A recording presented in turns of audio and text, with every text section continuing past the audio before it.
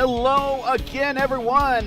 It is Thursday, and you know what that means here on the Elite Racing Network. It is IndyCar night, and we are back for the 2026A season. Hello again, everyone. I'm Gary Gotzo. Welcome to round one of the Elite Racing League's premier racing division, the P1 IndyCar Championship, as we come to you today from the Oval at Twin Ring Motegi for the opener of the 2026A season. Happy 10th anniversary to the Elite Racing League, and welcome to the third running of the F5 Challenge Japan Indy 300. As always, my broadcast partner in the booth for all the Elite Racing League races that we do for IndyCar is my good pal Luis Gonzalez Nunez. And Luis, hope springs eternal. It's the first race of the season. Everybody starts zero, but we have old people returning. We have new people returning. So we have old players, new players, and then we have missing players. And I guess the key missing player is three-time defending champion Adriano Pinero, not in the entry list for this season. So for the first time since 2024A, back when Jason Brophy won the championship, we will have a champion other than Adriano Pinero. So the field is wide open, Luis, and and really the drivers have come to really show that they mean business. We have a lot of drivers that we just expect that will do well. We got some drivers that are coming back that did a partial schedule last season, are doing a full season schedule, and then we have some surprise entrants. Let's talk about those. Yeah, good evening for everyone. Happy to come back once again to ERL, League, the IndyCar Championship back for here, the P1 IndyCar. So, yeah, you said that. It's unfortunate to don't have Adriano Pinero, but at the same time, it's good to don't have him because always we talk about him, always is about Pinero, always is about what is going to be the performance about him. It's always the eyes of him. But now we have eyes about, you mentioned, people last season is going to be part-time.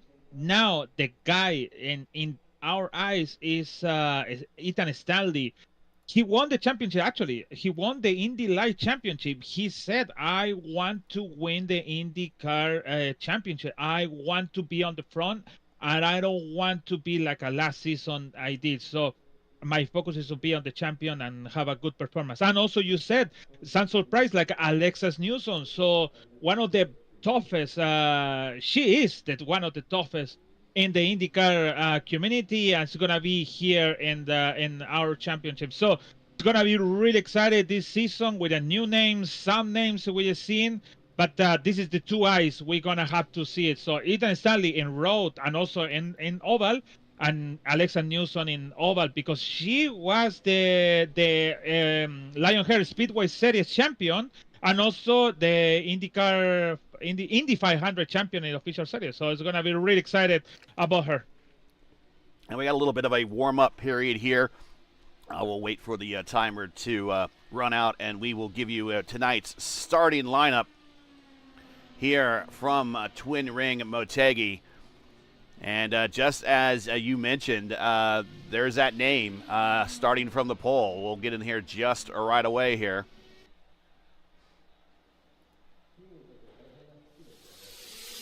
It's the pole. I didn't know that. Wow.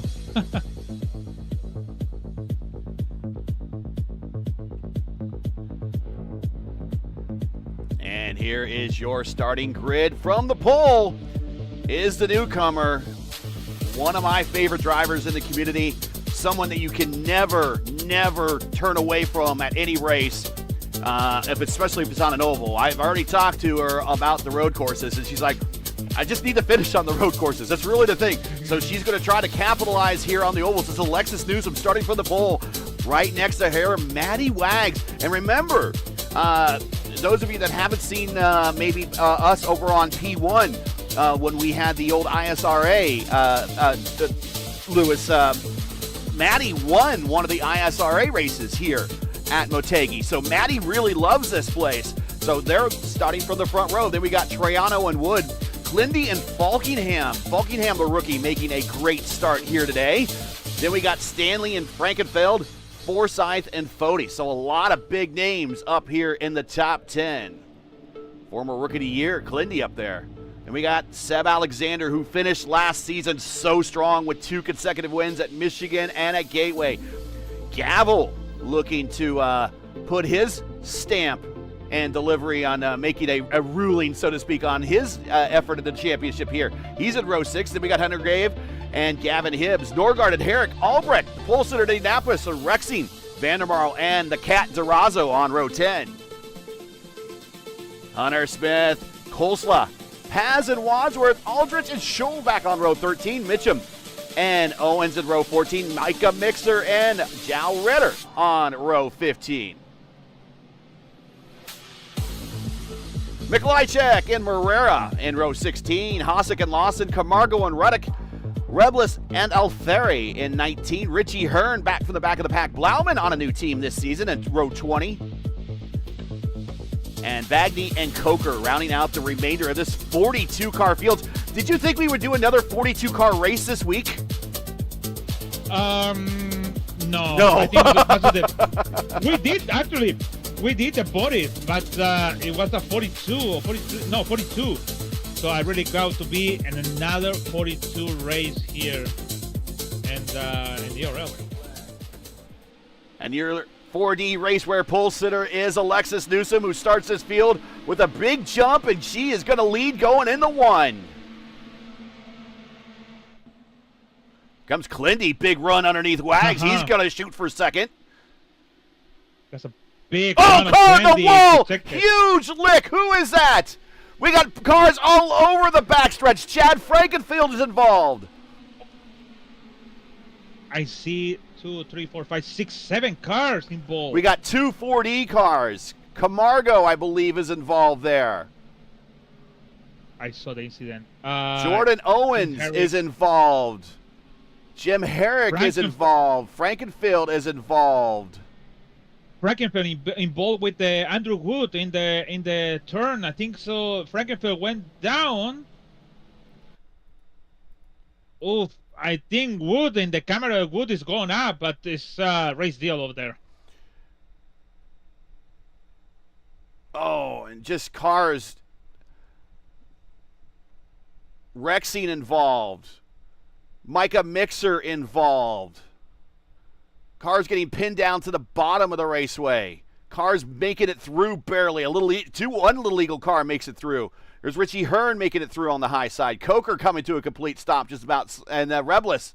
A huge opening lap wreck here for the Elite Racing, for the Elite Racing League, the P1 IndyCar Championship. It's been off to a rough start. Yeah, I seen the onboard of Jordan Owens.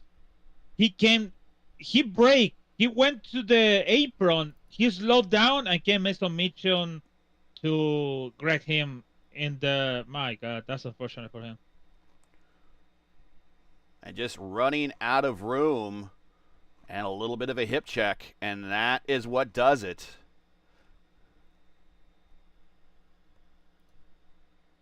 So you see everything happening behind.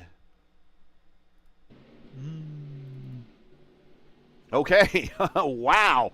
Not exactly the start I was looking for here. Let's bring up the tree and show everybody where we currently run with 3 of 194 laps completed. It is Alexis Newsom, Clindy, Wagner, Falkingham, and Troiano. Falkingham, a rookie, and right now, your leading rookie other than Ricky Paz, who is up in the top 20. Let's check. Are we getting ready to go back to green here? We got a little time. I think we got a little time. We're going to do, since we have a lot of advertisements that we're going to do, we're going to go ahead and get an advertisement break in now for iRacing, and we will be right back when we go back to green here in the early stages of the F5 Challenge Japan Indy 300. Racing isn't easy, but experiencing it is. iRacing puts you in the driver's seat with the industry's leading sim racing game. Drive on laser scan replicas of the greatest racing circuits from around the world. go head-to-head against other drivers chosen by skill-based matchmaking to ensure competitive racing at every level. Compete across all your favorite series in officially licensed cars engineered to deliver the most accurate driving experience possible.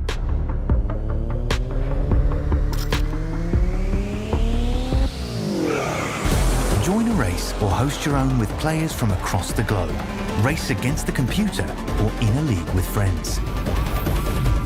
Feel the thrill behind the wheel.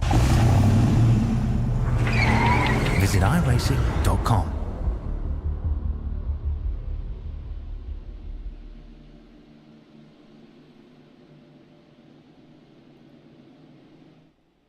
And we are back, getting ready to go green at lap 5. We're at lap 4, coming to lap 5 right now. Alexis Newsom, your leader, with a big multi-car incident early on in this race, taking out at least 4 cars.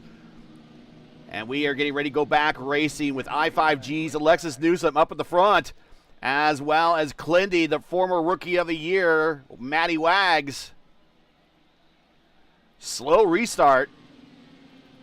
Oh, wait a minute. You know what? I keep forgetting how they do the restart here. We're so used to it doing. Yeah. We're so used to the old rule set. This is a unique rule set, everybody. They do a IndyCar style restart here. So it's after the lap, the pace car leads. So we are actually go green at lap 6, 5 coming to 6. Again, habits are hard to break here.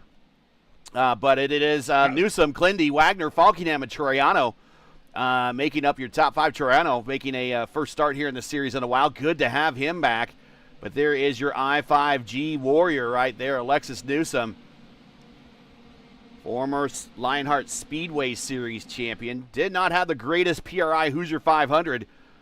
So we expect a lot out of her. Getting ready to go green now. Green flag in the air. We are back underway here at lap 6 of 194, the F5 Challenge, Japan Indy 300.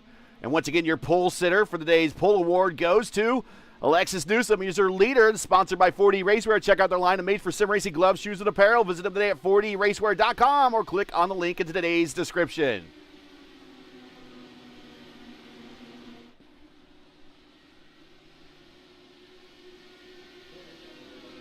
And it's fortunate that incident early on took out a former race winner in Votive and Mason Mitchum. Jim Herrick's a former race winner. Chad Frankenfeld, of course, former 500 champion here, former series champion in this league.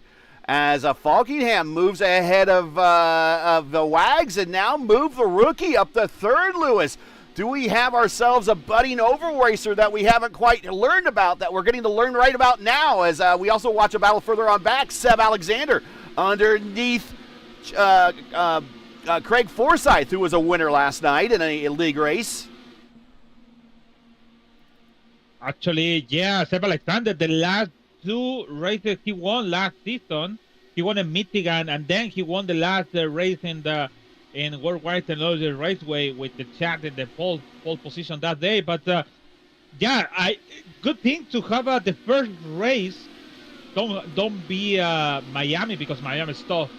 So good to have Japan or Motegi in this first round, because it's open to see new things, like a Falkingham is in the front. Daniel, actually, I call it in the Indy Light him, and I start to thinking about it. I think I call it the wrong way, so I'm gonna start to call it Daniel. So, but he was also in the Indy Light Series racing the last 3 races in Pocono, Iowa, and in Gateway, actually, was the last one. Oh! And he did a good job, actually.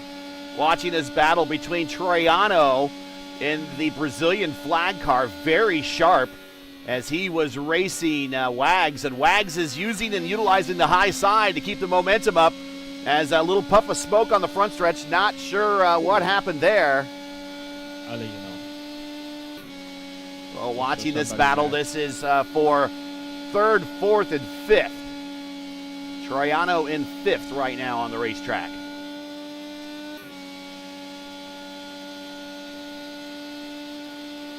Kart and IRL later. The INDYCAR Series raced at Motegi 14 times from 98 to 02 under Kart, and from 03 to 2011 under the Indy Racing League or INDYCAR.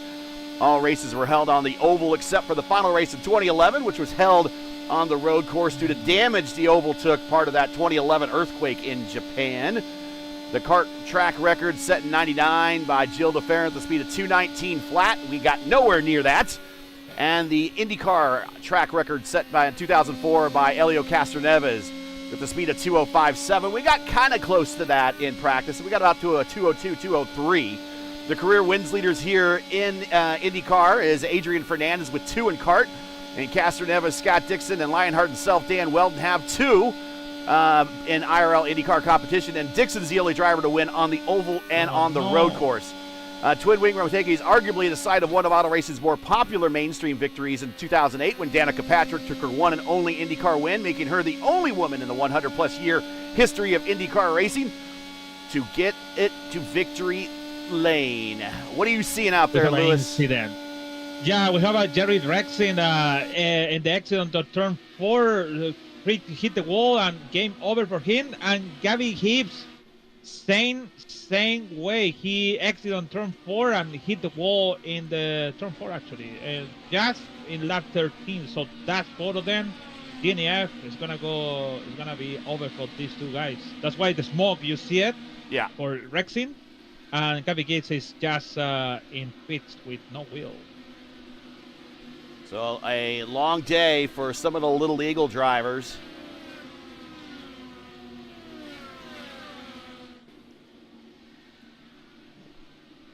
But one of my picks for the championship, go back a little bit further for 20th. There's a battle right here. Mikolajczyk, Kosola.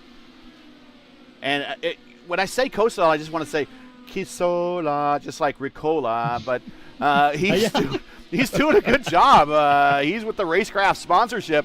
And Kisola now in the 21st position, up 1. But Mikolajczyk, good old Paul, many letters there.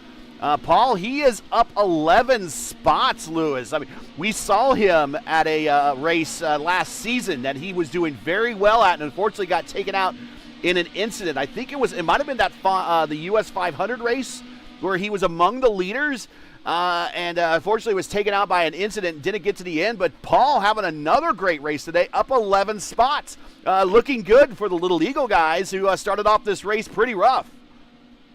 Actually, Paul and that day leading 23 laps. We're talking about Seb Alexander won the race that day, but he leading 23 laps, and it was really good for him, especially in the Indy Light also too. He was over there with about his name a lot, and he's making a good performance. He's now in like I just said, he's going for the front, so 11 spot in 20th. I know it's super far, it's a 20th, but remember we started with 42. Sorry, so basically it's a good progression of him to be on the front. So good for him.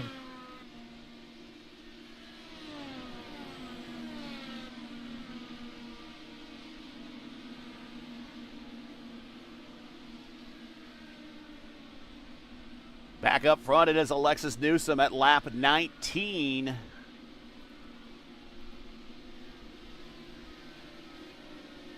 So dangerous turn 4, man. It is. Sometimes you're thinking the car is going good. You can do side by side. For example, I'm watching Smith and Chris Alvarez in the 12 and 13, and they did a side by side in turn 3 and 4. And you think it's gonna be okay when you exit on turn 4, but the guy on inside is always it's an issue when you lose in the car, and too much weight jacket or too much I don't know, or too much something could be make the game over, like happened with Rexin, happened with Hibbs. So it's really important about take it easy on that and just save the tires, because it's that corner where you burn the tires, and what if you're gonna do something and lose the car? Hunter Smith, our Indy 500 champion, underneath our Indy 500 pole sitter. This is a battle between Little Eagle and Track Rocket. And they are going to go drag race down the front stretch into turn one. Lewis, now let's talk about this race course. It is a mile and a half, or it's 1.54 mile in terms of the size of the oval here at Twin Ring Motegi. Right about the same length as also Atlanta, but an entirely different configuration versus Atlanta. Atlanta, the quad oval. This is more of a big run. Here we come from Hunter Smith to the inside. This is more of a very similar to like a Darlington, which we don't race. We've never raced here on the IndyCar Series, but we have done in the official series at Darlington. Or maybe a slightly more banked and bigger version of Gateway by about a quarter of a mile. But this is one of those racetracks that it's very easy to save fuel here. The undercut's powerful, but the saving fuel is the big part is being able to save fuel because it's so hard to pass in turns 3 and 4. Really, if you're in the draft and you get full burn and you're just 100% throttle on the exit of turn 4 all the way into the entrance of turn 3 the next time around. So what I'm saying here is easy to save fuel, but it's very hard to pass. It is. I always said this, that when you come into Motegi, the second place, they have only one chance to make the pass to the leader. That's when you have at the restart.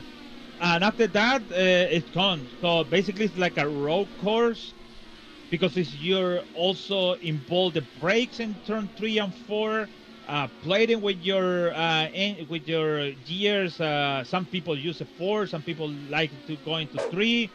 But it's like that. You said about the saving fuel, sure. It's and 1 and 2 is full throttle. You can play it a little bit, but in the when you approximate to the turn 3, you can lift in to save a small amount of fuel, and also you can play with the engine map also too in this track to make it more easily.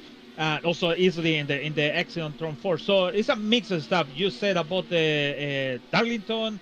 You said also more Gateway. It is true. So it is similar, but not the same because it's wide and it's really, really long. Watching Kisola and Bagney battle for the bottom portion of the top 20. Kisola, he is trying to hold off here. Bagney's up 20 spots. Milton Bagney, rookie, in the 21st position with a good start here today.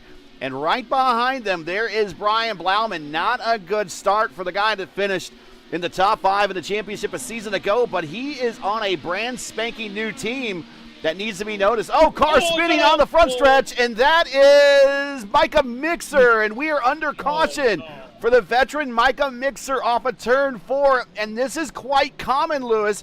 We're going to go back in time and watch this.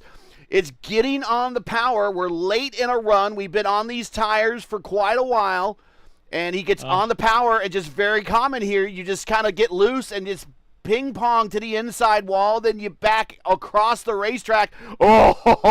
Mikolajczyk just misses that.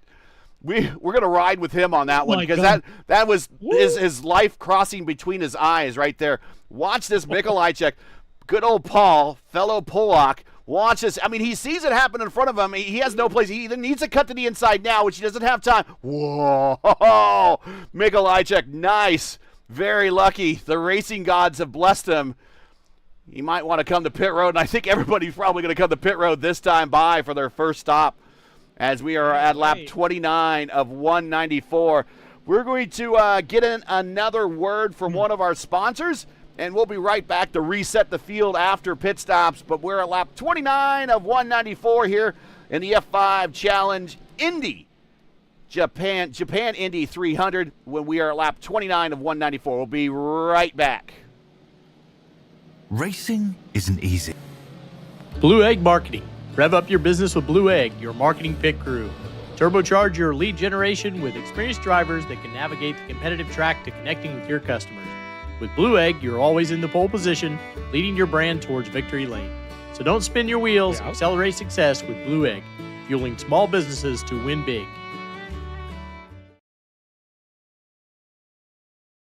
Looking for a heck of a deal? You'll find it at Tom Bolin Ford in Hannibal. Right now, over $4,000 off 2025 Escapes, $2,500 off 2025 Broncos, and over $5,000 off select new 2025 F-150s. And the best part, every one of them comes with a Bolin lifetime powertrain warranty at no extra cost. Big savings, long-term peace of mind, all in one place. Tom Bolin Ford Hannibal. Heck of a deal, ain't it?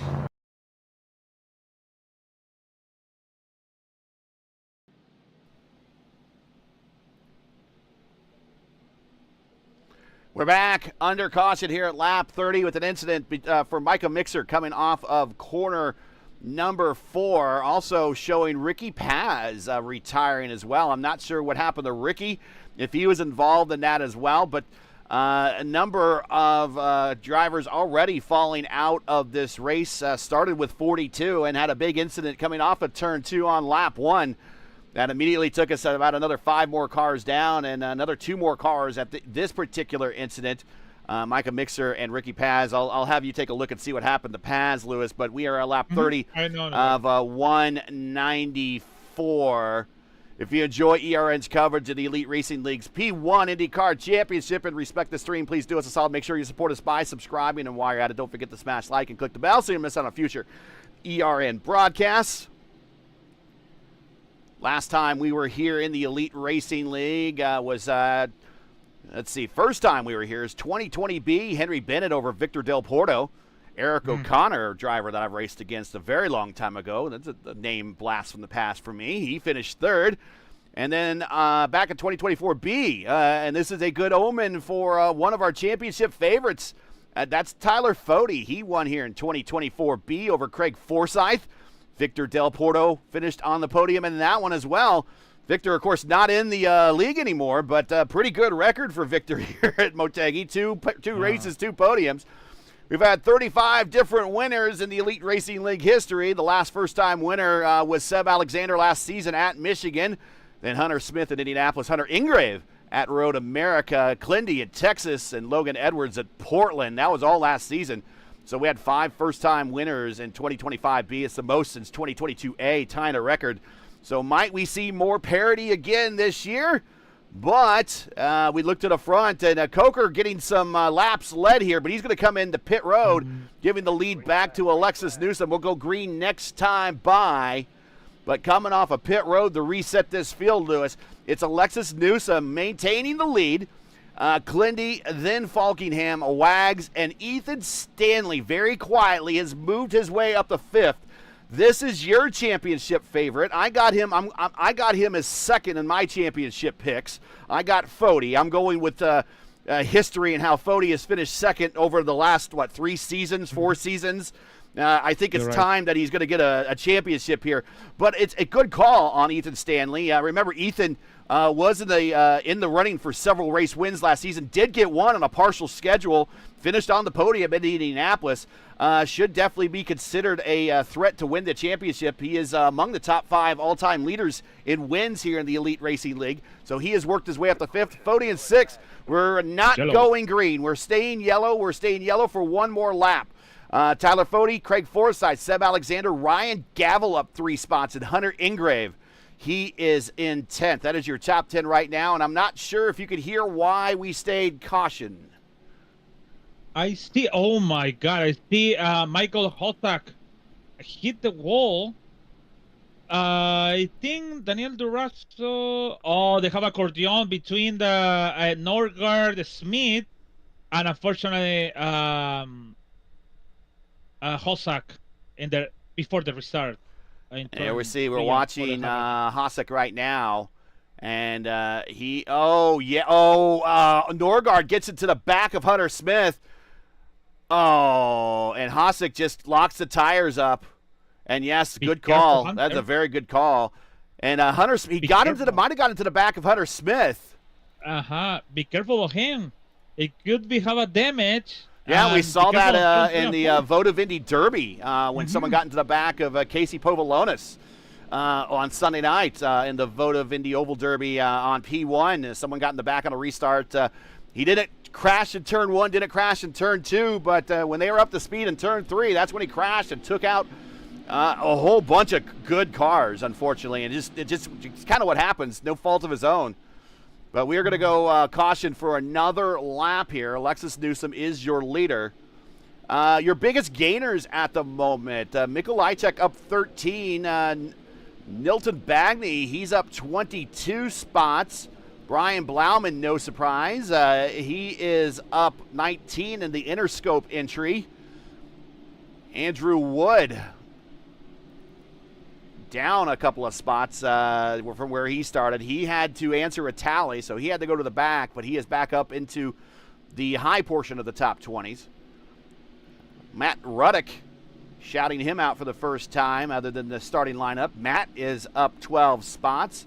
Andre Alfieri, and I believe you said he's a Frenchman?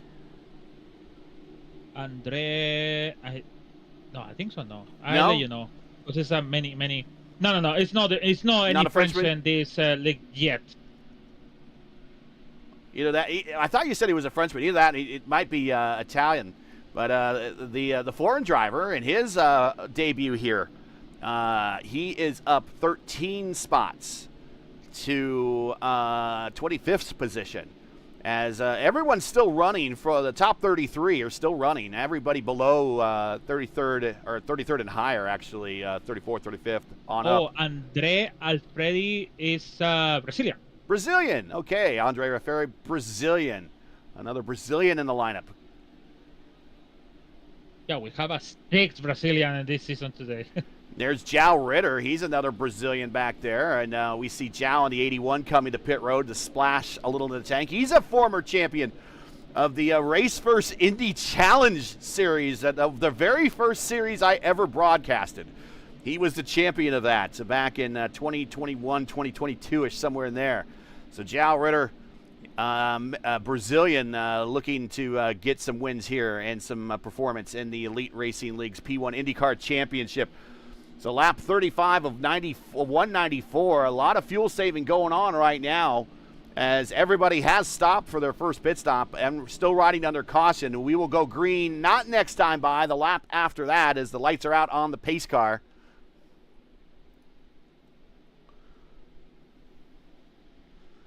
Today's third running of the F5 Challenge here from the for the Japan Indy 300 from Twin Ring Motegi is proud sponsors F5 Challenge.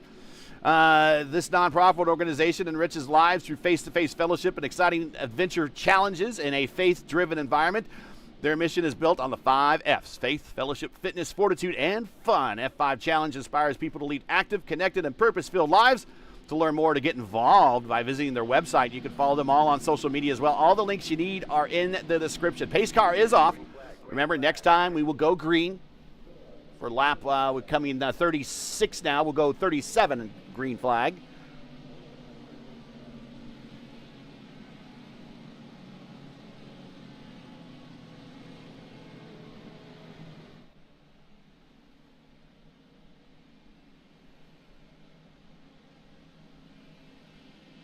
I hear some stuff about race control, about the rule, about the after the yellow flag, one more lap, and the speed the people is doing.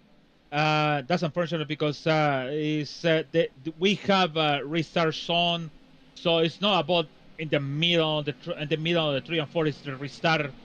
So it's after that, so it's between the cone in the main straight. So the people have to be careful of that. I know it's a little anxious to restart again, but you have to wait for maybe on the third car on the front of you to restart.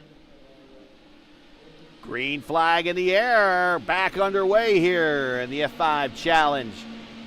Indy Japan 300. Oh, we're back under caution again and on the front stretch. It's on the back again. I almost see it. Reddick, I think Reddick. Yes, it was him. Andre Alfieri left too much car on the front, and that make it all of this incident. So we'll restart. Look at that. Yeah, we're gonna actually we went a little bit too far, but we'll speed it up, and then we'll pick it back up. But we'll watch Camargo. Camargo was involved here.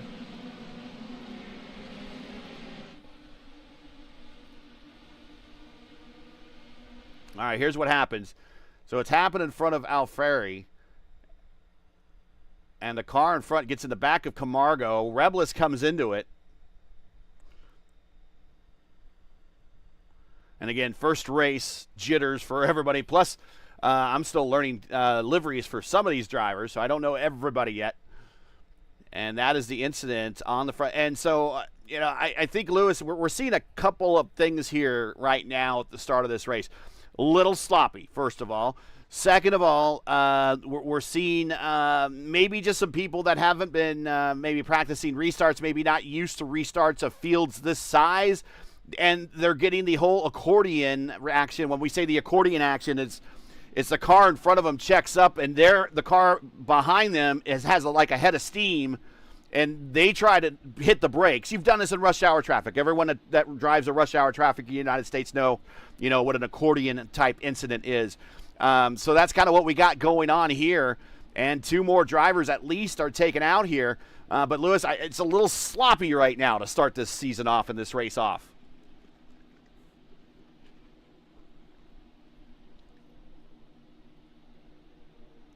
And if you mute it, I don't hear you. Actually, talking about myself. That's unfortunately. And again, let me start again. So it looked like Michigan when we started, when we have these issues about restarted. And every single league we have this issue about the restarted. It doesn't matter how is the straight field we have, even in the fixed series.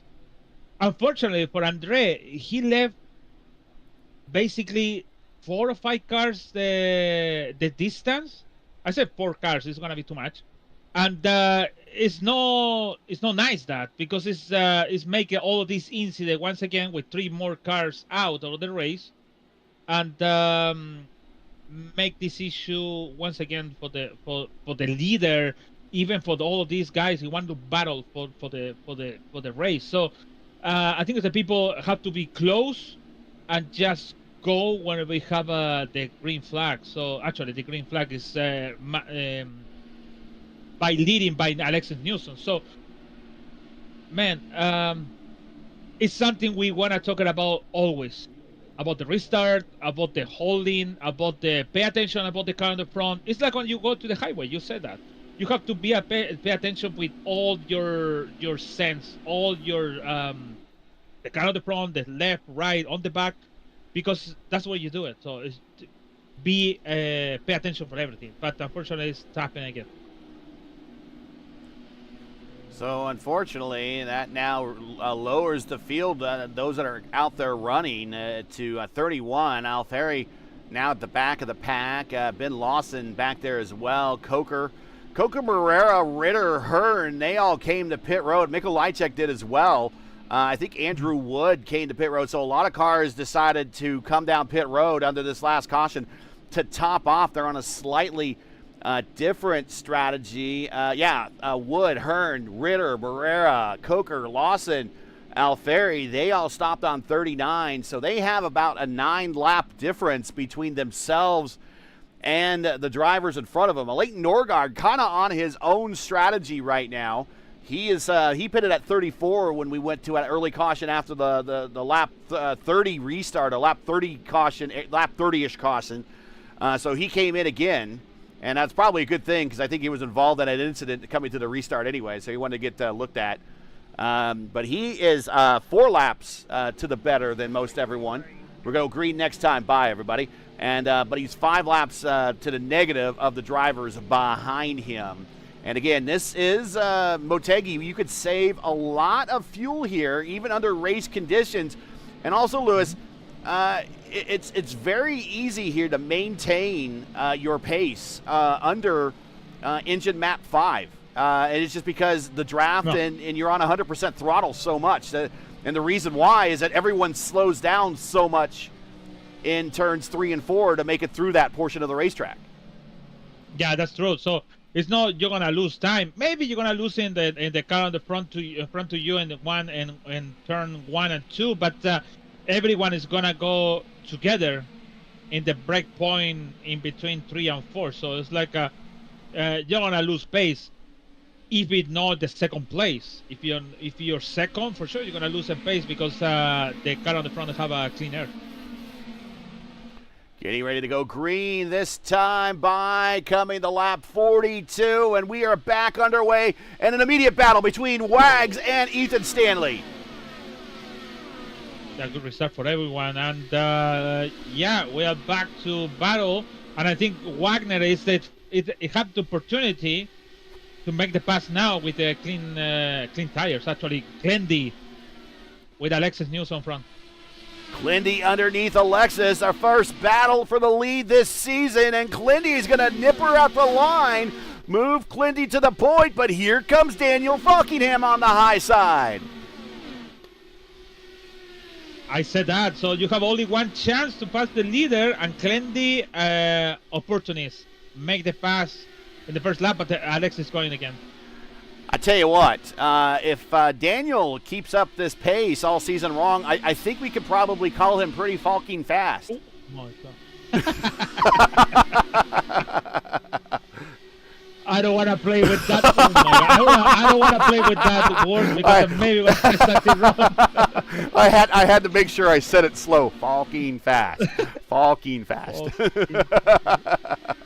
Oh my God. That's tough.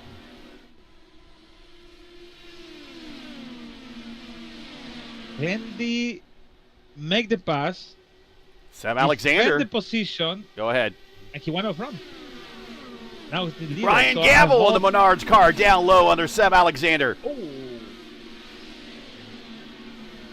Oh, and Seb's going to have the draft and the momentum on the high side. Gavel could not pull that off. Gavel making final judgment here. I'm sure he's heard all those puns before. Ricky Pass. I remember you asking me for Ricky Pass. Yeah, he have a issue connection. Oh, okay. They sent the race control sent it to him to pits, and in some point, Seb Alexander, my God. In some point, they have a meatball flag, so I don't know what happened with him, but he's out of the race. Top 31 on the lead lap, 32 cars on the racetrack still. Mark Reblis is in 32nd. He's back out there after repairs, but he is unfortunately 6 laps down. Here's Gavel again under Seb Alexander. Seb, the hottest driver to finish last season with back-to-back wins at Michigan and Gateway. Looking to start this season off hot too, and he is holding on to this position. This is a battle for 8th. Yeah, Seb Alexander is one of the names we put in the top 10. Actually, I put the top 10 to Seb Alexander because the performance he did in the last 5 races, and especially that race on Portland, we almost win, and then we have this penalty, and that race on Portland. Daniel and Wagner, that was close to have a contact in the back straight. Maybe go back and I think it's so far. I think so far, Portland is the best race so far. No, you said Portland? Yeah, man. Yeah, that was one of the closest road course finish in Elite Racing League history. Watch this right here. That was close. He got his nose right under the attenuator there. Falkingham moves back another spot, so he has fallen back another one as Stanley capitalizes and gets around the rookie. Here's Tyler Fode now. He's looking for the opportunity. Former winner here at Motegi. Battle back here between Hunter Ingrave, Chris Albrecht, and Hunter Smith. We got Goodwill Hunting back here. We got the Hunters and Chris Albrecht. Durazo the Cat. He's making his debut, and he's putting on a run right now. He's worked his way up 7 spots to 13th. He's a rookie. We should consider him for the rookie championship. Caution on the racetrack. Lawson and Ruddick.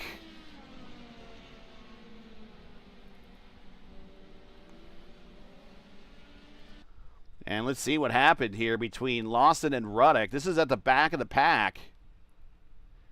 Ruddick by himself. Oh, apron. Oh, yes. Apron bad. He just catches it. Oh, and Lawson. Lawson, nice save. He needs to go buy a lottery ticket tonight because he escaped one. A little bit of a kiss on the wall for Ruddock. And that will at least bring us under caution. He might have to come to pit road to get the back end taken a look at. But he appears to be no less for wear, other than maybe the old ego maybe taking a bit of a bruise.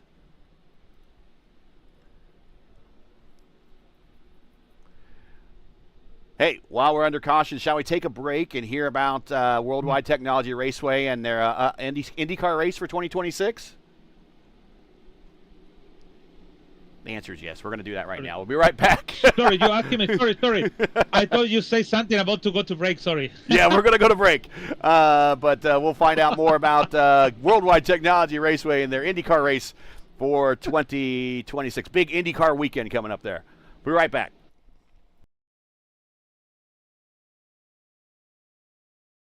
Tickets are on sale now for the 10th Bommarito Automotive Group 500 at World Wide Technology Raceway. Sunday, June 7th features 3 huge races. The USAC Classic, Firestone Indy next, and the only Sunday night prime time NTT INDYCAR Series race. Enjoy a weekend of cars, concerts, camping, food, and fun. The stars of the Indy 500 are coming to St. Louis. Get your tickets now and save big at www.raceway.com.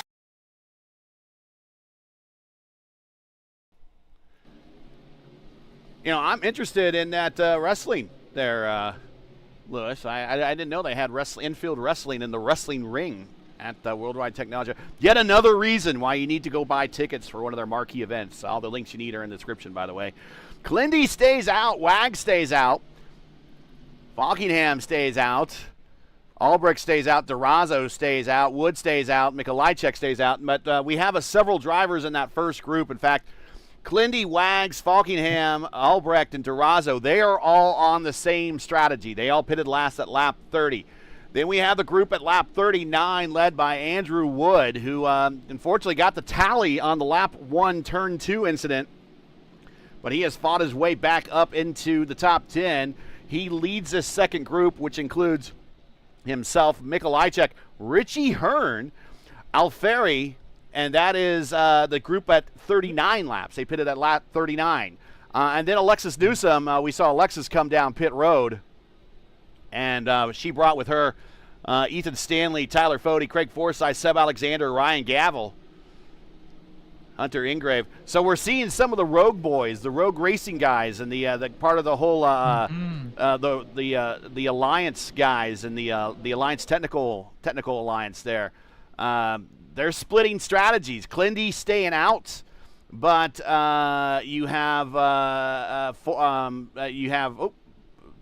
Andrew Wood blinking out there. That's Andrew good. Wood is going back and forward. Seb Alexander, Hunter Ingrave coming to pit road so they're on a similar strategy.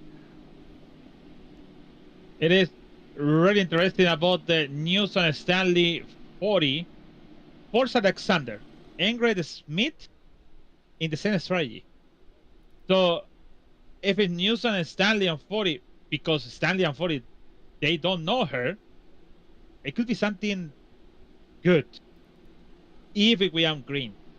But if it's not, Clendy have a lot to win if it was still in yellow and yellow and yellow. We don't know yet, actually. It's really 141 to go. I know in Indianapolis when Adriano was leading, and then at some point different name went to the front, and we already knew who's going to win it when 100 to go. But here it's like kind of tough because we have I think this is the 5th one or 4th one. So it's kind of difficult to predict it in the end.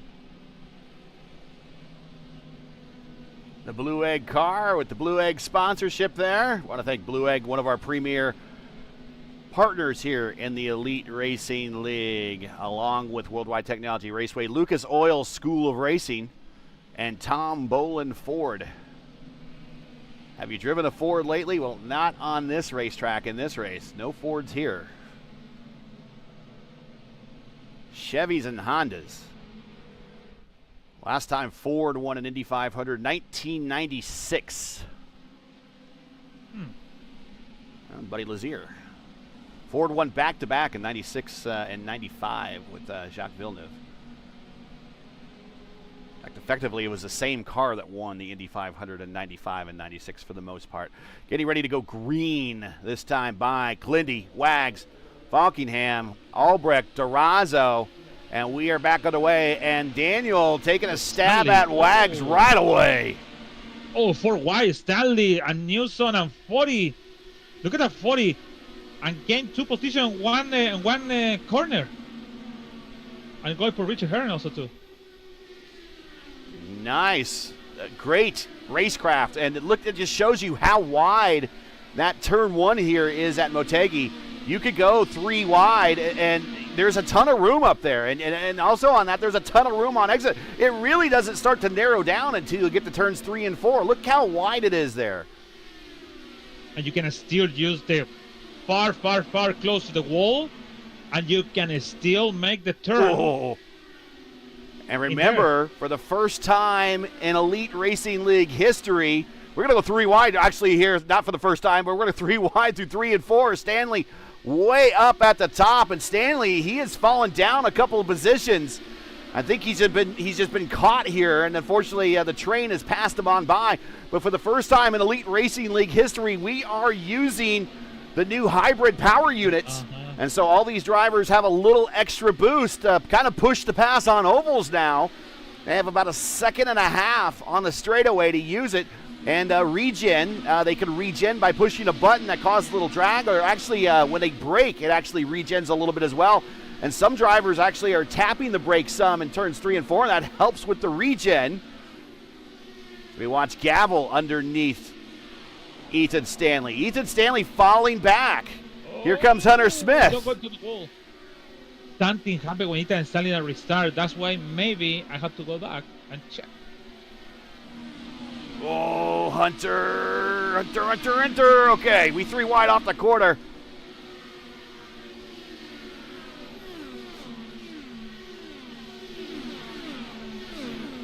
No issue with that Stanley. It's just bad restart because the car on the front restart very bad, and that's make him to breaking. Richard Hearn have a bad restart. Alexa News tried to avoid him, and that's why all this issue with Stanley.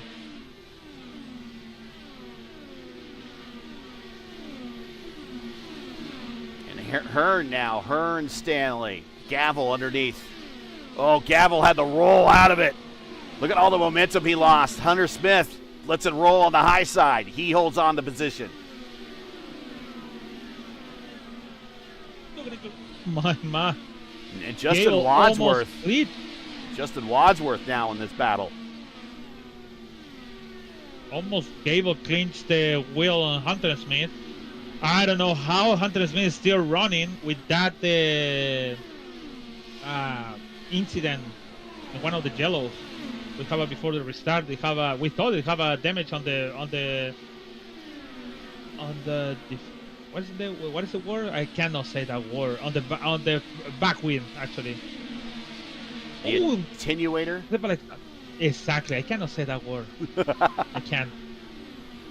It's like I can't say. It's like I can't pronounce Mexico City's racecourse name. You can. It is easy to say that, but it's something you can say that I cannot. This is really, really difficult. It's another word I can use, but you said the back wind could be the attenuator. But the back wind is yeah. I can. Have to come back to school maybe. Gavel underneath Richie Hearn, the World IndyCar driver and winner at the 96 Las Vegas 500K.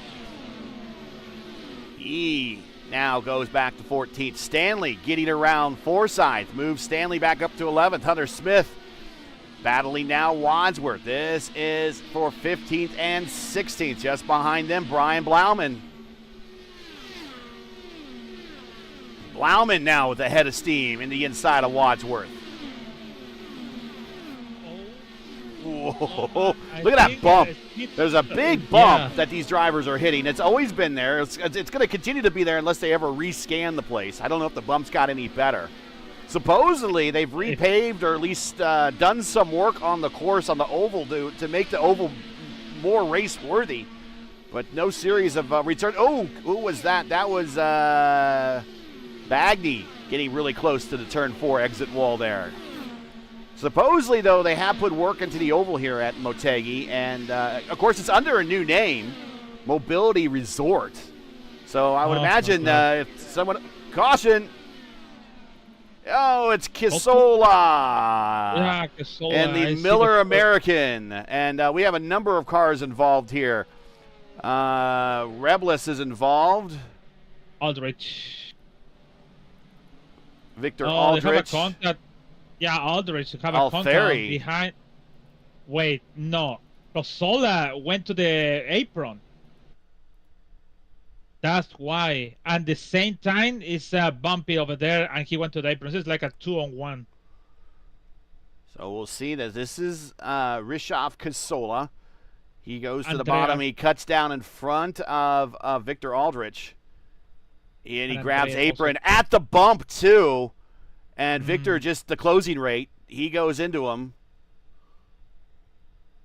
And then Alfieri, he loses it on his own. And Reblis, I think, makes his way just through. So just 3 involved in this incident. But this is interesting. We'll talk about Alfieri's here. It's like, how do you do that? People like, it's just bad driving.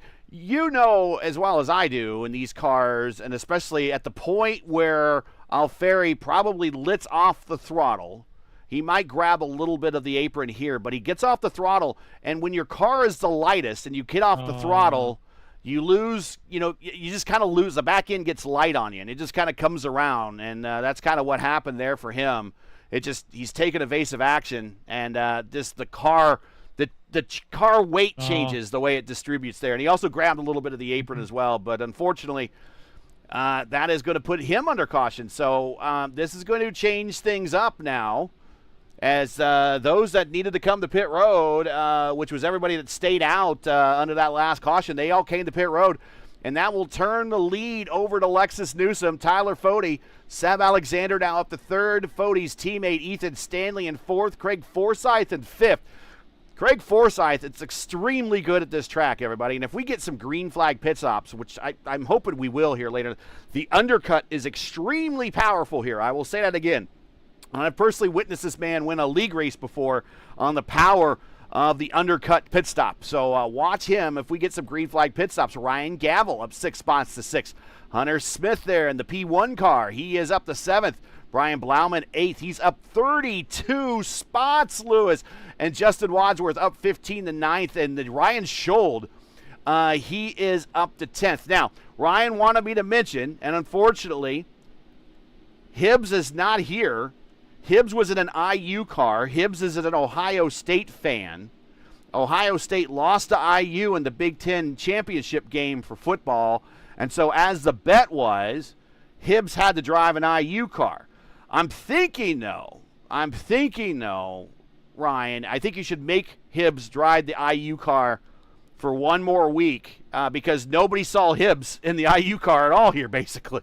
He was out so quickly. he needs to at least be seen. If you're going to have a bet, at least be seen. Of course, IU in the national championship game against Miami on Monday night. So, maybe IU wins, and maybe it could be good luck for Hibbs. Hibbs could use a little good luck. It's been a while since he's won. Of course, the last race he won at is the last time we went to New Hampshire, and New Hampshire is coming up here on the schedule here relatively soon. In fact, here you go. Here is the schedule to start the first half of the season. Twin Ring, Motegi, Texas. Then our first road course at Silverstone. Then we go to New Hampshire. Then we go to Richmond. And then we go to Long Beach for our first street course race of the season. Lewis, I'm looking at the schedule right now, and none of these tracks, and this is Legacy, Texas. Legacy, Texas might be the only quote-unquote easy track on this portion of the schedule, but this is 5 races in a row to start this season off. Bam, bam, bam, bam, bam, right off the bat. And not an easy track. Motegi's not an easy track. Silverstone's not an easy track. New Hampshire's not an easy track. Richmond's not an easy track. Long Beach's not an easy track. The only easy track here might be Legacy, Texas. Well, yes. I'm gonna say it's not easy, Silverstone, but at least it's wide too. So, for example, if you go to Long Beach, it is tough because it's everything close. But I think I'm gonna put Silverstone because everyone knows Silverstone. It's one of the tracks everyone knows about the Formula One. Well, follow Formula One, but it's like the 80% of the people know Silverstone. So it's going to be like it's wide, so it's not pretty dangerous, but also it's a big deal over there. But I think, like you're right, New Hampshire, Richmond, Long Beach, it's gonna be a 3 races tough for this league. Back underway at lap 70, coming to 71. Oh, I see the restart over Norgard. Oof, that's close. They are all packed up behind him. Almost contacted the car to the inside. That is Falkingham. That was close. Here's Clindy. Clindy dropped. Ben Lawson gets nasty air, goes up the racetrack. I think Ben Lawson almost lose the car. That's why he break the car, but very loose. I see the car is wigging around. That's why. Nice control of them.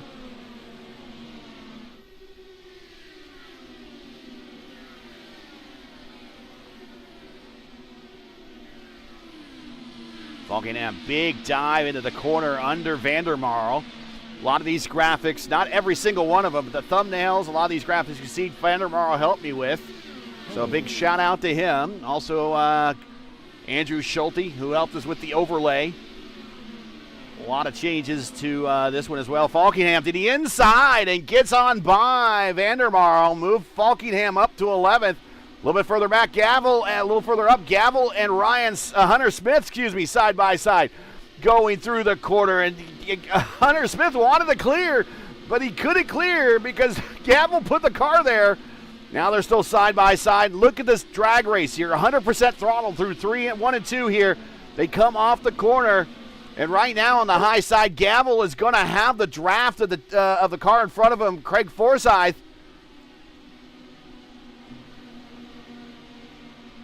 And I see the battle on the. Like a Smith, Bloman, and you know what's coming faster is Buckingham is coming super fast. He already make the 2 passes for the guys with 2 laps, and he's the first car on the new and the different strategy. So it's getting strong actually, Daniel, and this track. Said a little bit earlier in the race, Alexis Newsom purple lap with a 200.4. And that mile per hour number is correct because our overlay actually allows us to plug in the number that we actually measure the racetrack in. And what iRacing says it is 154. Although the scan, when they're done with the scan could call it 1541, 1542, and that will throw the times off a little bit. So this helped manually adjust the times to 1.54. So Falkingham takes a stab on Wadsworth going in through the corner. Oh, I thought was different. No, we actually now have a working overlay with actual miles per hour that works now. I thought it was 193.9 on Alexis, but maybe I'm wrong because I put the number over here. But it's okay. Double check. Richard Hearn say nice. Caution! Richard Hearn say nice, and then the caution. Oh, Richie Hearn in the wall. Let's see what happens here. Richie Hearn. Bagney. And there is netcode there. And Bagney launches over the wheel. Looks like Joe Ritter misses. Let's go back and watch from Joe Ritter's point of view. It is like Richard Hearn going down, but if you go to right here, if you go to the Nilton, is Nilton going up? It's like it's a mixed stuff. So I think what happened is he gets the dirty air for the car in front of him, which is that car, and it just slides on up. And boom, there it is. And a little bit of net code there too, but watch this chow. Woo!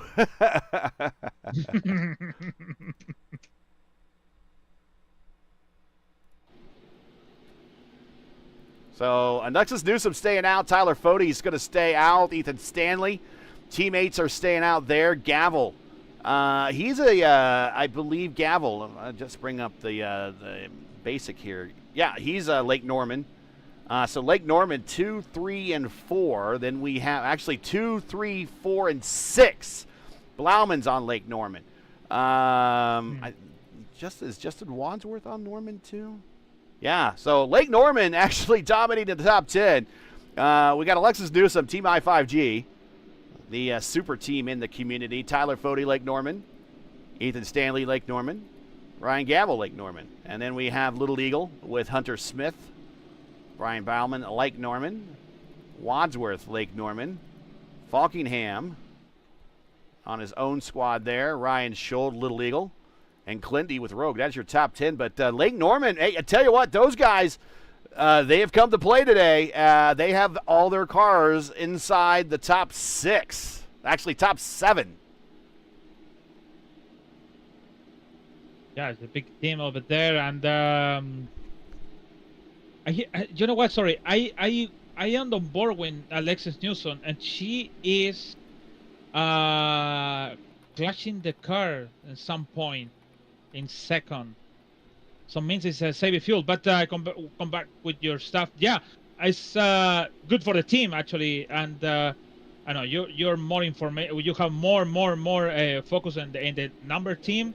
Just because the championship is just about the drivers, but it could be maybe one day this championship by teams. It could be amazing though.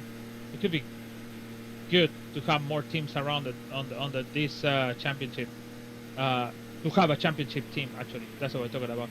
But yeah, Newsom saving a little bit of fuel behind on the car, just a little bit. It's interesting. We're riding with her right now, and if she is saving fuel, she is doing some clutching and coasting.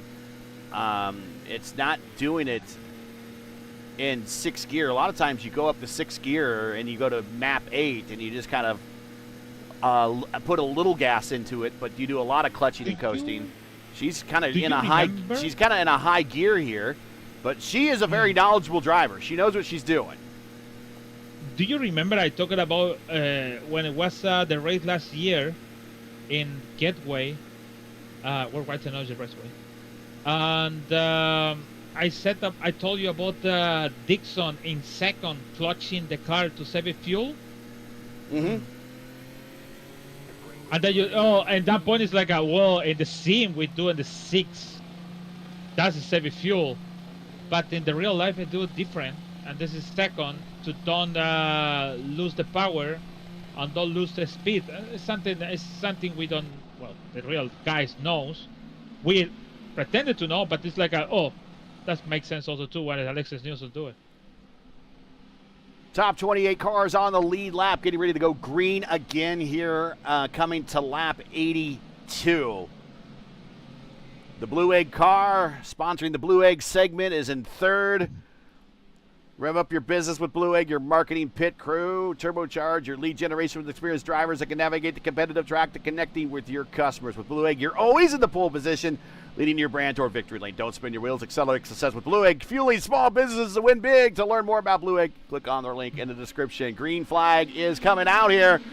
And we're going to see these Lake Norman guys who might not have ever raced against Alexis Newsom. This is kind of one of those matches that you don't see very often. It is I5G versus Lake Norman Motorsports.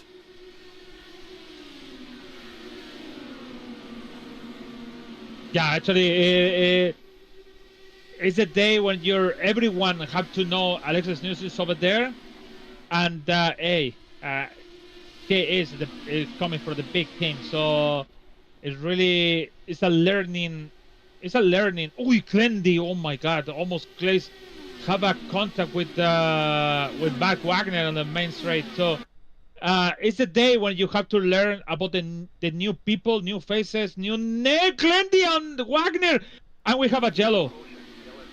And it happened again. It happened again. We are watching the replay of Clendy on the front stretch. And, well, oh, gosh. And we're going to go back a little bit further. And Clendy and Wags. And Andrew Wood is as well. Wood's not a bad race in turn 2. He just wants to forget that place. But let's see what happens. Clendy just, he does. Oh, my goodness. We're going to have to see what race control. But Nate Norgard, he's bounced off a couple of people today. He's already one lap down. He's like, come on, guys. And Andrew Wood, he got bounced off of. Let's see what happened here with Andrew Wood. I think he just arrives on the scene. And Norgard just tries to take evasive action and maybe glancing blow off of Wood. But let's take a look from Albrecht's point of view. This is happening all right in front of Albrecht. Look at this. Watch this from our pole sitter to Indianapolis. And you kind of see it forming in front of you. Oh, and there's no play. He goes too low. He's going to be in that. If he stays high and Norgard comes back up the racetrack, Albrecht is toast.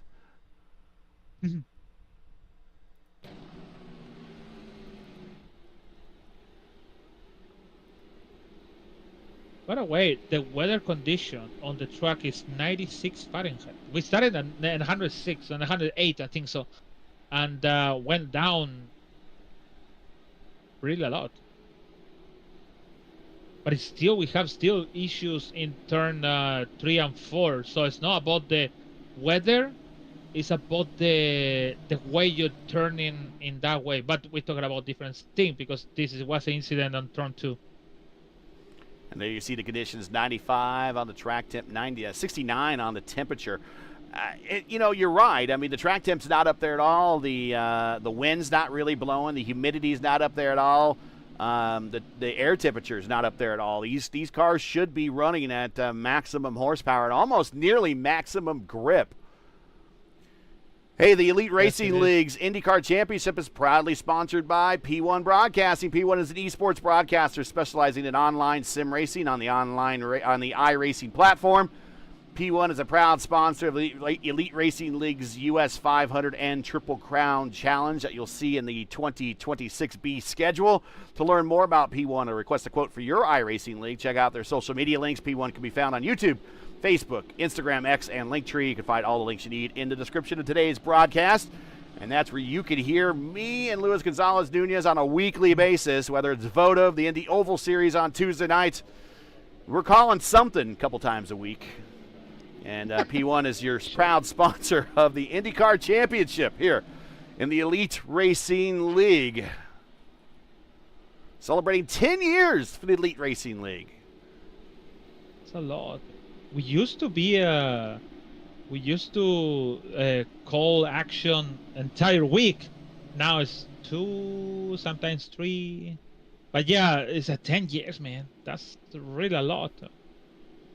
It's one of the top 5 or top 5 long league in iRacing actually.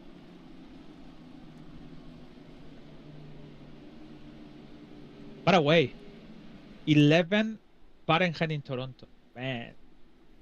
It is here in Indy 19 degrees. 19 degrees. Fahrenheit. Gee. Yeah, I took a Fahrenheit. Celsius for the people, for the outsiders, minus 12. So. But that's Canada. We expect that in Canada. Yeah, wrong place to live, actually. Yeah, if it's cold in your neck of the woods, light it up. Put it in chat. Tell us where you're at. Tell us what the temperature is in your neck of the woods. Clendy and Daniel Buckingham have dropped to end. I assuming because the incident in the last yellow incident. So Buckingham is actually coming to pit road. I didn't think he was part of the incident. Clindy is going to... No, what's Clindy doing? Clindy... I think it's something about jumping start. To be honest, it's so many stuff I hear between your voice and also the race control. I just catching some small things. So I always see in my panel. Also, you see it. I see the black flag drop to end to Clendy and Daniel, and then Daniel coming to the pits. And also, I don't see anything in broadcast chat channel. So, anyways. Let's get the weather off. Falkingham is back at the back of the pack. Did he stop? Yeah, he did. He went ahead and stopped on that one, I think. Might as well. And we are back to green flag up front. Alexis Newsom taking his green at lap 88. It's been a slow going getting to this point, Lewis. We're not to the halfway point. We're getting there. But it's Newsom, Fody, Ethan Stanley, Gavel. So 3 teammates working together. Then we got Hunter Smith, who's the meat in the bit of a Lake Norman sandwich right now. A thin piece of meat. Then we got Wadsworth and Blauman back there. Ryan Schold would like to rescue his teammate. He is in 8th. And Andrew Wood now in 9th. And Albrecht with his teammate from Track Rocket with him, Matt Wagner. And right behind them, Mikolajczyk, who's another of the Little Eagle guys. He gets underneath Wags here. A lot of action on the back of the field in 25, 26, with Dan Morera, Alexis Newsom fastest lap. And yeah, that's a lot of stuff over here. And Clendy going fast and furious. Dan Herrera, it's like, oh, Twitch, there's a guy there. 3 wide, here's Falkingham. He gets there, but Dan Herrera is like, no fucking way, pal. We're not going to let you go that easy. Yeah, I think Dan Morera is complaining about damage, about the stuff. So many things happen on race control too. It's like I try to catch everything, but I can't. But it's okay. This is a battle for 24th and 25th right here. A little bit further. Troiano have not shouted him out since he's gone to the back of the pack. He is now coming up to Vandermaal. This is a battle for 19th to get into the top 20. Troiano with that very patriotic, if you're an American, patriotic if you're Brazilian car. Kind of half Santino Ferrucci, half Christian Fittipaldi from 95.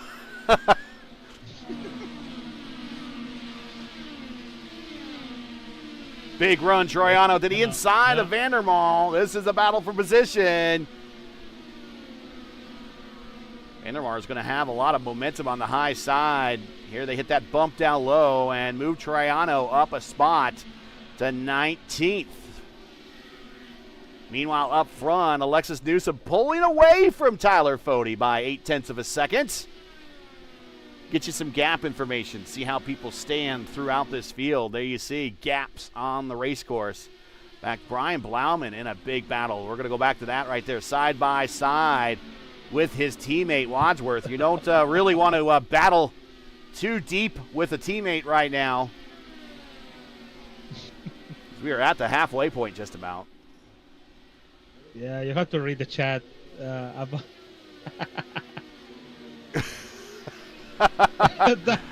I said it. Caution on the racetrack. And Dan Durazo, the cat.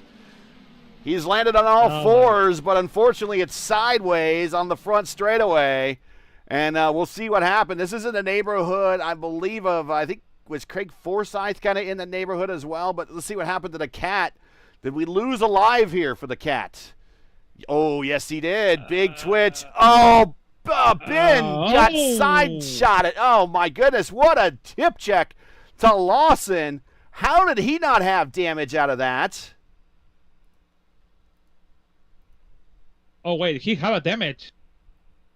Yeah. The back with the left-right wheel is gone. Oh, yes. Okay, now you can see it now. Yeah. Trying to get better camera shots. There we go. Oh, yeah. And maybe he can cut the pit road. I mean, he's had himself a decent race. I mean, keeping it out of trouble. But unfortunately, just innocent victim there. We're going to go a little bit further back in time. So the Cat just down low. And Durazo, very good driver. We've seen him finish second in the Vote of Indy Oval Series Championship, and he just a little bit of a twitch. Oh, jeez. And right in front of Craig Forsyth. Let's ride with Craig, and you'll go see what happens here. And it just is he's a low, shallow exit here, and the car does a bit of a twitch, and then boom. Yeah. Oh. And poor Lawson was just in the wrong place at the wrong time. And that is. Okay. Something happened with Clendy. Have a incident in the pit road. Let me see. Oh yeah, they have a contact with the Radic. Joe Ritter is Troyano, so too. Oh no, Matt Rodick just stopped in the middle on the pit road. So and Clendy have a contact, and Hunter and Graves have a contact too. Oh, and yeah, that's two teammates hitting each other right there, and that's very slow speed, damage done. Troyano might be able to get a new rear wing out of that, but I'm not sure. Ruddick, it happened with Ruddick right around his point of view. I don't know why he was slowing down. We'll get back to the racetrack here momentarily before we go green. Did he miss his spot? Did he miss his stall? Did he not get on the button? Yeah. What's going on here? He has missing. He almost missed the spot because it's 36. So he started from the grid. Oh, so he had Joe Ritter to the inside and he couldn't get to the inside, so he just stops and everyone behind checks up. Ritter. Well, I don't think Joe did anything wrong. Okay, so let's put it in this way. When you're in yellow flag, you have to follow one line. Well, if you are in green flag pit stop, you can make it side by side because it's a battle, still battle in green. But in yellow, you have to follow one line. And I think Joe Ritter, that's my point of view. I don't know what he said the race control is talking about now. Oh, Andrew Wood cannot blinked make out. It side by side. What happened to Justin Vandermarl? Gone. So he decided to retire the car. Oh, he had to retire the car? Okay. Yeah. So he has retired the car. But Lawson with a meatball flag, so he's going to get repairs done. Durazo with the meatball flag. So these two might be able to get some repairs done and get out there. With the way that we've been having attrition, I don't think we've seen the last of our cautions. Guys, we started with 42 cars. We are down to 23. And actually, 24 on the racetrack. Reblis and Alfieri, who have gotten repairs, they're down in 6 and 9 laps, respectively. They're at 28th and 29th in the standings, and actually they could bump up a couple of spots here in about 2 to 3 laps for a lot of them, and they can move up in the order. So they're going to stay out. Bagney and Barrera showing black flags at the moment. Maybe that will get cleared. I don't know if that's getting.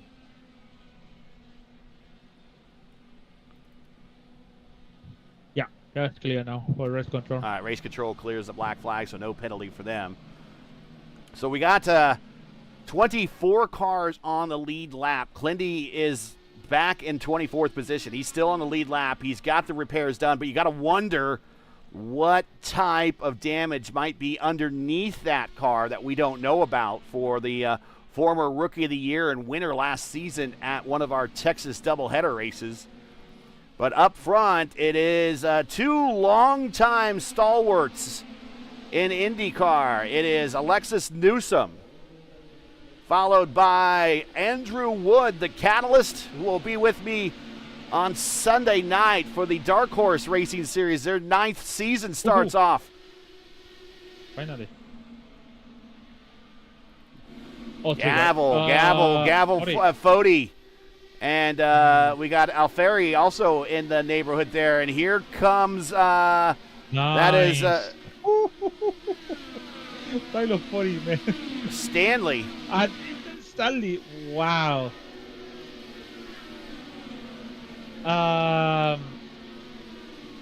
Anyways, I was getting ready to say, Andrew Wood is joining me in the booth on Sunday night for the Dark Horse DW12 series, the longest running DW12 series on iRacing, and he's second, but that's Power Slide. That's Team Power Slide or Team Hype. That's part of that Power Slide super team. And Alexis Newsom, my 5G. So two teams that fight each other on a weekly basis in the community. And Matt Wagner and Team Rocket, or Track Rocket, excuse me, he is third. Next to Newsom goes purple lap with a 2:02.2. And right behind Wagner is his teammate, Chris Albrecht, our 500 pole sitter. And then the winner of our last two races in the last season, Seb Alexander, is in 5th. Daniel Falkingham is in 6th. Tyler Foti, Gavel Stanley, all of that Lake Norman squad, they're all on a train together. Hunter Smith in 10th. And we are all starting to get a little racy back here in 11th, 12th, and 13th. Jow Ritter. Remember, Jow was making a lot of those early pit stops. He's been keeping that car clean, Lewis, and he has now worked his way up 17 spots to 13th on the grid. Yeah, Joe Ritter, one of the, in my experience, is one of the longest in the iRacing, in the Fixer series, actually, when I used to race with him in there, and he's going there. He's getting strong, and he's going with the new tires as a 17, and his team. So it could be it's going in the good steam with Tyler 40, Stanley, Smith, Blumman to, if we continue on green flag, it could be a good position to the end. We'll bring back up the tree here. We kind of moved it to show you some replays. Battle for position. Milacek, Wadsworth, and Forsyth is 14th, 15th, and 16th. And we're a little bit further forward. We got Ritter getting around lapped car there. That's Alfieri. Here's Wadsworth to the inside of Milacek.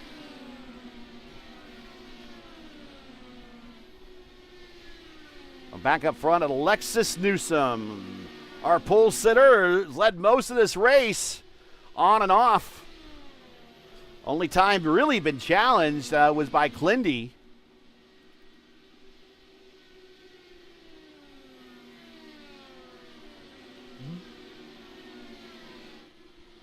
If you're just joining us, this is the Elite Racing Network's coverage of the P1 IndyCar Championship for the third running of the F5 Japan Indy 300, coming to you from Twin Ring Motegi, where we've completed now 107 of 194 laps. Make sure to smash that like button, subscribe to the channel so you don't mess up on the next race. The next time you see us will be next week on the 15th for the 6th running of the F5 Challenge 500 from Legacy Texas Motor Speedway. Coverage starts right here on the Elite Racing Network at 7:45 p.m. Eastern Time next Thursday night.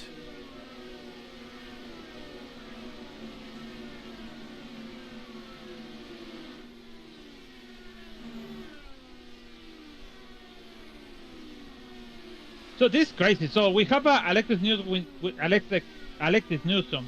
with 55 in the team. Then we have a Wood, Wagner, Albrecht with 14 laps, so it's 10. There's your stint. Then we have right a Seb Alexander. Yep. Seb Alexander 30th. Daniel 22 and the older one with 12. So basically we have a mix of gamble. What is the one? So basically everyone put the coins in each number to see which one have the best. Who's going to get the big number over there? Newsom at 56 coming to 57, so we expect Newsom, even with all the cautions and everything, to probably get closer to the 70 neighborhood, and then green flag pit stops. And by the way, Oh, well, Caution, never mind. That Nel- just changes everything. Caution on the racetrack. Nelton Bagdy. Nilton. Oh, lose turn 4, sorry. And, yeah, much like what we saw earlier in the race with Micah, he goes to the inside wall. Keeps it there, though. Does not ping-pong across. And that is day done. But that is a favor to Alexis Newsom, because Alexis now, who was looking at a pit stop here probably in the next 12 laps or so, and I was getting ready. I didn't want to jinx or anything, but one of her last green flag pit stops was during the PRI Hoosier 500 back in December. And these cars with the hybrid, they slow down differently. They don't slow down like they did before. The car gets a little jittery out there. And she lost control of her car coming to pit road on a green flag pit stop in Indianapolis and sent it into the inside wall. So that's going to be going through the inside of her mind. So now she doesn't have to worry about that. But it probably, what it would have done, Lewis, is it would have brought her to pit road. But it might have been really close to about final stop time for her if we had a lot of caution in the second half of this race. But now coming to pit road, so everyone, I still think it's going to do another stop after this. I don't think we're going to see any final stops, but she'll be able to do it under caution. Coming with her is Wood. Wagner brings his teammate Albrecht. Albrecht coming in. Seb Alexander on pit road. Wagner kind of close. Yeah. And Daniel Foggingham, the rookie, who pitted 25 laps ago, picks up the lead. And then everyone behind him. Now, everyone you said that were on different strategies up front, they have now unified. They're all in the same strategy to try to get to the end. Falkenham stays out. He is 10 laps to the negative of Fody, Gavel, Stanley, Smith, Blauman. Well, basically everyone down the Morera. They stopped 15 laps ago. So Falkenham is realizing what we talked about very early in this race, Lewis. Track position matters here at Twin Wing Motegi. And it doesn't matter. I'll take it back. It does matter if the guys behind him had really, really fresh tires. They could maybe pull off the pass in the first couple laps on this restart. But with 15-lap-old tires versus 25-lap-old tires, I think Daniel could probably hold him off for a while. Oh yeah, sure. Already seeing for entire night the guy have a good run on with the dirty air actually. But didn't we see him with clean air? So it's gonna be really interesting about the like I said, only one chance on 40 half to make the pass. Only if Daniel make the mistakes. But I think Daniel's a pretty good job in the front to keep actually in the track. Sorry, to keep it clean everything and have a good performance in the track. So I think he's gonna stay on the front. I think if you're Daniel, I stay on the front until the end, because I have a good chance to stay on the front with the yellow flag is coming out in the last 40 laps. So it's going to be good chance to have a Daniel win the race today. Interesting, though, we'll bring up a fact that we talk about a lot when we open up seasons and new drivers that we haven't seen get up to the front here. And in the middle stages, late stages of the race, we start thinking about first-time starts, getting the win. Of course, the biggest in IndyCar history, of course, Nigel Mansell, first start, first win. The one that people don't seem to think about is Buzz Calkins at the Indy 296, first IndyCar start, first win. It's happened a couple times in IndyCar history where a driver got their first win and their first start. I want to say Graham Hill. Did it happen to Graham Hill or Jimmy Clark? I can't remember. It was one of those. I think so. Clark, yeah. So it's happened before in IndyCar history. So we'll keep watching this. But Falkenham rookie, first start here in the series. I don't think. I'm going to double check. I'm going to go down through. We talked about that. Do you remember a long time ago? And yeah. Yeah, I don't see. So. This is Falkenham's first start in the series. Yeah. So he could put him in the position of very rare IndyCar driver history for real, getting your first win in your first series race. Right behind him. Go ahead. Nigel Mansell. Yeah, Nigel Mansell is most notably, yeah. Ryan Schold getting on the outside of Brian Blauman, telling his teammate, I'm ready to go. Going to green this time by, coming to lap 115. The rookie Falkingham leads. Fody second, Gavel third, Stanley fourth, teammates second, third, and fourth. Oh, Gavel got a good run, got right up into the attenuator of Fody. Fody pulls away a little bit, and we're going to have a battle for teammates and position. Oh, Fody goes up. I think it takes a little evasive action. He didn't expect to get as quickly as he did to the attenuator of Falkingham. Falkingham's going to stay to the inside, down the backstretch. Here comes Fody. He's going to go for that draft, but he's going to also attack on the inside. Here comes Gavel on the outside of the Menards car. Move Gavel up to second. Fody back to third. Ethan Stanley maintains fourth. And Falkingham, as we talked about, being able to hold off these cars that have slightly better tires at the moment at this point in time in the race, because it's just the way this car races here at Motegi. Yeah, I think Gable have a good chance, but I think he must stay on the draft on the Daniel. He missing that opportunity on the turn 1 and 2, and now Daniel is gonna escape. Look at that! In just one turn, he went for 3/10, and now. Here comes a little Lake Norman on Lake Norman fratricide as we got Blauman on the inside of Stanley. Give your teammate room as this is a battle for fourth. These are two guys that I fully expect to be in the top 10 in points. That was my prediction. And just for the record, we will share who our predictions are. You predicted Ethan Stanley. I predict Tyler Fody for the championship, but that was before Alexis Newsom signed up. Can I change my? Can I change my vote? Can I change my vote? 3 wide off the corner. Troiano, Wags, and Newsom.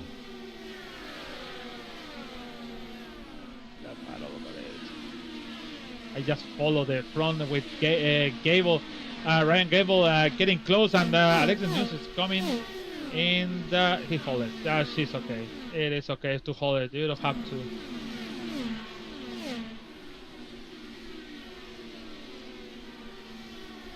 The thing is, he cannot hold it because Wagner, it could be, even with Stian Green, is the leader of the race.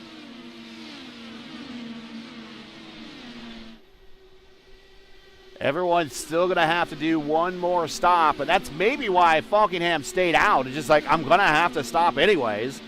I'll just stay out, run this thing, get some laps led. As he's got Gavel there. Gavel is attacking.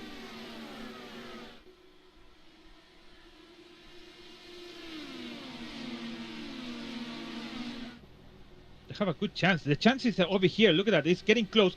But the thing is, the strategy is going high, but it's going to one line over here. So you have to go high to low, get the draft, and have an attack on the back in the back straight. So I think Gable he doesn't do it in the normal way.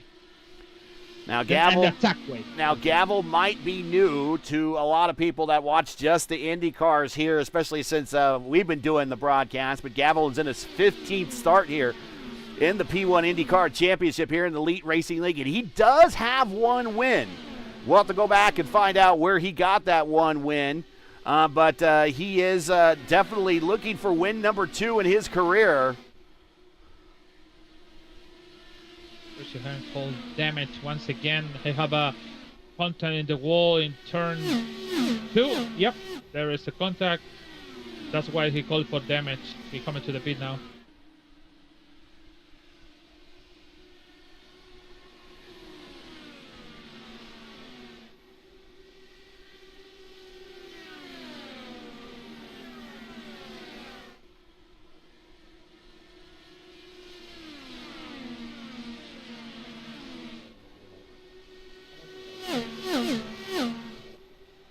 And I think on the front, Tyler Fody is getting close to Gable. but I think Daniel is not safe yet. It's just a little bit safe because the distance between the back straights is 2 tenths. It's going for a 10, but it's when it coming to the turn 3 and 4 is a big gap. So I think Daniel is safe for Ryan Gable attack, but Tyler Ford is getting close on Ryan Gable.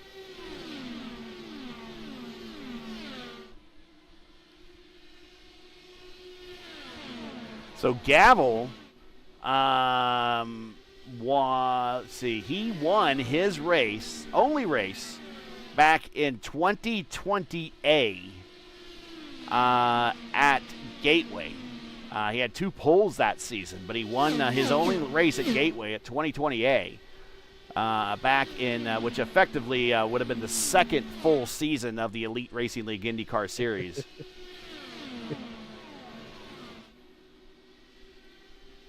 They asking a chat if he can turn lights on. Said, unfortunately, it's like that. Actually, in my camera, I can see all dark, but now the sun is on again. And this is in real life, this race course does get very overcast, and it does fog in quite a bit, but the conditions aren't calling for fog, as we see Newsom get around Milacek. Newsom up to 12th now on this restart. And Wagner on Justin now is on 10th. Basically, we talking about Wagner because it could be the if everything is circle, Wagner is the leader of the race. Now, if everyone in the front of him goes to pit road, Wags came in at 112 along with Newsom and everyone pretty much from 10th on deck. Hunter Smith coming off of pit road. Oh, that's low. Oh no, it's just missing the corner. Something happened with him because he went to loose on turn 1, and he used the apron. You can see him coming to the turn 1 and just the car's loose. Basically completely loose. Don't see this, but watch the car oversteer, and it goes right to the bottom, and he catches it. And again, because of the room here on this racetrack, he was able to catch it, and then he does a little bit of landscaping, but gets it back on the racetrack and keeps it underneath him. But that's really going to hurt his momentum, and pummels, makes him kind of fall through the order at the moment. Newsom now around Wadsworth, moved Newsom up to the top 10. She tries to run down Wags. That will be effectively for the race lead when everyone in front of Wags comes to pit road. Falkingham now your leader. We told you he would be able to hold him off. You could do that here at Motegi with older tires. Track position really, really matters here. Falkingham 44 laps under this current stint. Last pitted on lap 87. He's going to have to come to pit road here probably about lap 150-ish or so. Certainly if we get to lap 150, we are in a window to get to the end. But we might see actually finally green flag pit stops happen. I'm going to knock on wood here because we haven't seen a green flag pit stop happen at all, I don't think, this race. No. Even close. If you're just joining us, we started off with about a big 8-car fracas in turn 1. It's going to be turn 2 on lap 1. That took out a lot of big names. Mason Mitchum, Chad Frankenfield, Jordan Owens, Jared Rexing. And it's been kind of stop and go since then. But right now your leader is a rookie, Daniel Falkingham. Now, if you were watching our coverage of the Indy Lights, the Elite Racing League's Indy Lights Series, over on P1 that Lewis brought to you by, he was calling action with Daniel Falkingham in the lineup. So, Lewis, you know Daniel probably the best. Caution on the racetrack, and there it is. Daniel, oh gosh, we got Hunter Smith on his lid, and we got our pole sitter at Indianapolis, Albrecht sideways coming off a 2. What happened? Oh, Chris Albrecht loose, and somebody take a fly. And it's going to be, yep. Hunter Smith, our Indy 500. So the guys that did the best in Indianapolis, the pole sitter and the winner, Clindy trying to avoid that as well. As he's got Hunter spinning on a top in front of him. Watch this. This is from Clindy's point of view.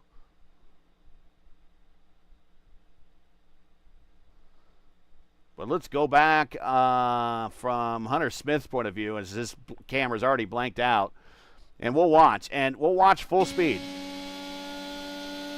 This is how fast the closing rates here of these cars are. Oh, Albrecht grabbed a little bit of the apron. Another apron grab, unfortunately. And you know what we say, Lewis, apron bad. Apron very bad.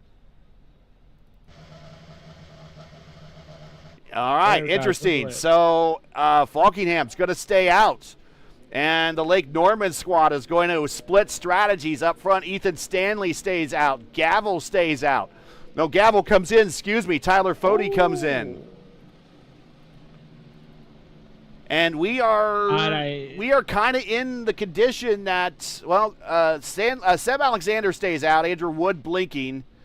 Clindy comes to pit road, I think. No, Clindy's on pit road. Clindy's on the racetrack. That little blink out from Wood kind of messed me up there. Coker stays out. Gavel is the first car to come off of pit road. So those stopping this time, Gavel, Fode, Blauman, Ritter, Schuld, Forsyth, Newsom, Wags, Wadsworth, Milacek, Troiano, Hunter Ingrave, and Dan Morera. And they are kind of in the window. Can they do 60 laps to get to the end? For sure. With all of this yellow we have, I think the 10 or 11. I don't know. I'm going to put the 11. And, yeah, I think he can do it. By the way, Daniel Falkingham, he won the last, he came on the Indy Light. He won on Pocono, the first race, and he won after that in Iowa, the second race. He was leading in Gateway, and he had an incident with one of the cars. I don't remember who. And he lost the leading. So the guy, when I interviewed him, he said, I already know the Indy Lights in road course. I racing in iRacing, so I'm already familiar with all this stuff. So I really like to racing and start to racing the open wheels around the iRacing. So maybe you're gonna see me next season in the championship, so IndyCar championship. So he's here and he's doing a pretty good job.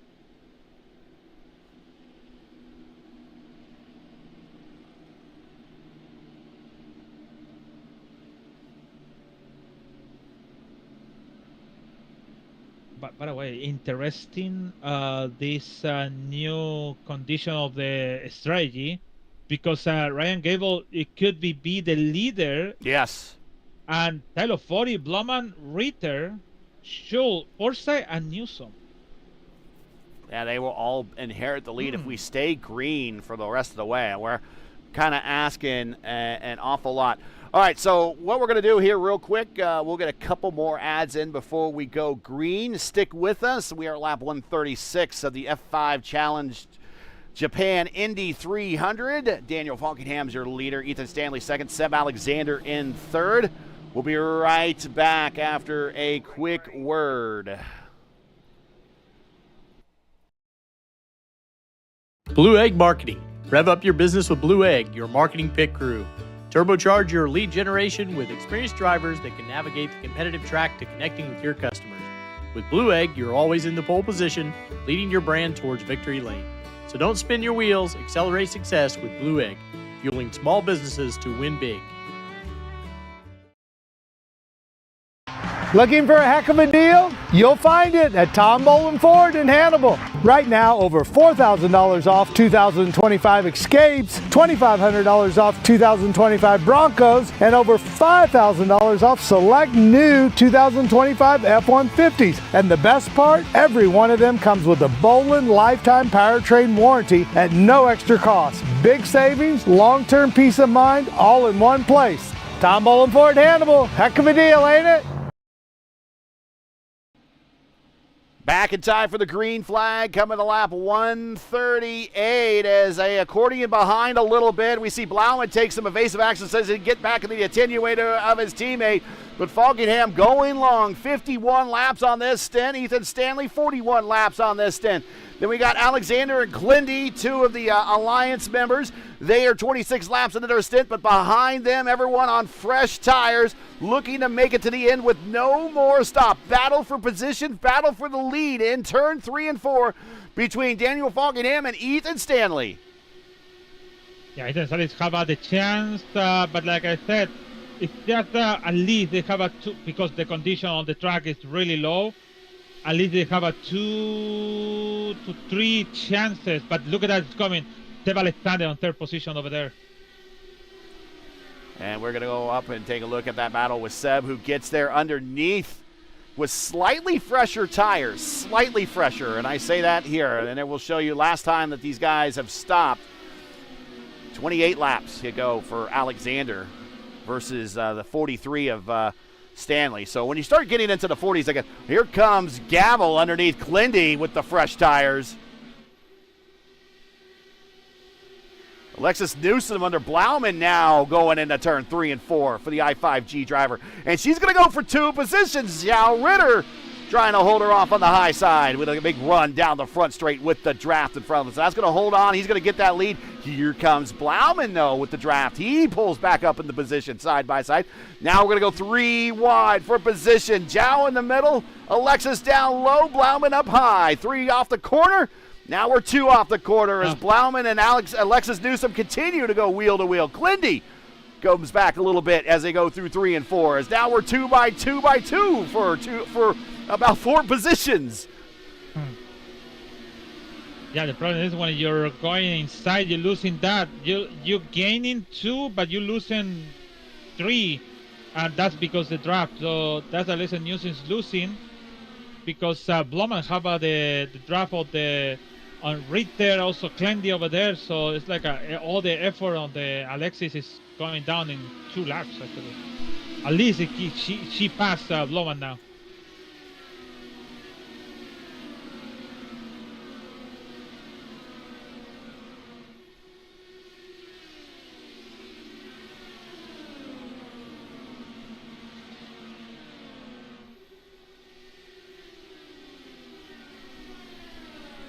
Here comes Zhao Ritter to the inside of Glindy.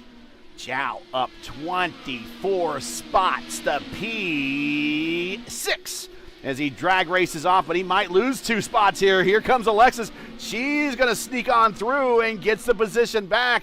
And that stab for 1 cost him 2. You were talking about it, Lewis. That stab with that for the 1 position he was trying to get, Zhao, cost him 2 as he lost momentum. Yeah, it's, sometimes you're going to be don't get it too close to Glindy.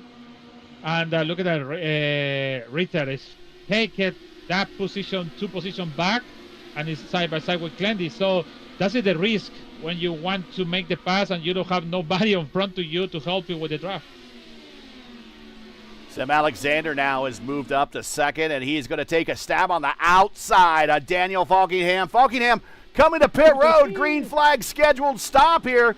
So he's coming to pit road, and he has to come off the banking and slow it down, slow it down, slow it down. I think he gets there. Yep.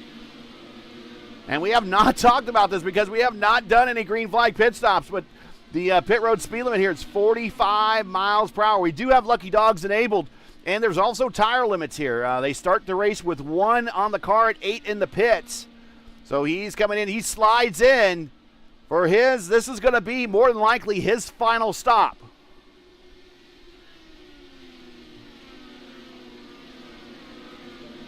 Now Seb Alexander, 35 laps on his stint. When do we see Ethan Stanley come to pit road? Lewis, he's got to be, I mean, he can't be too far behind where Falkingham was.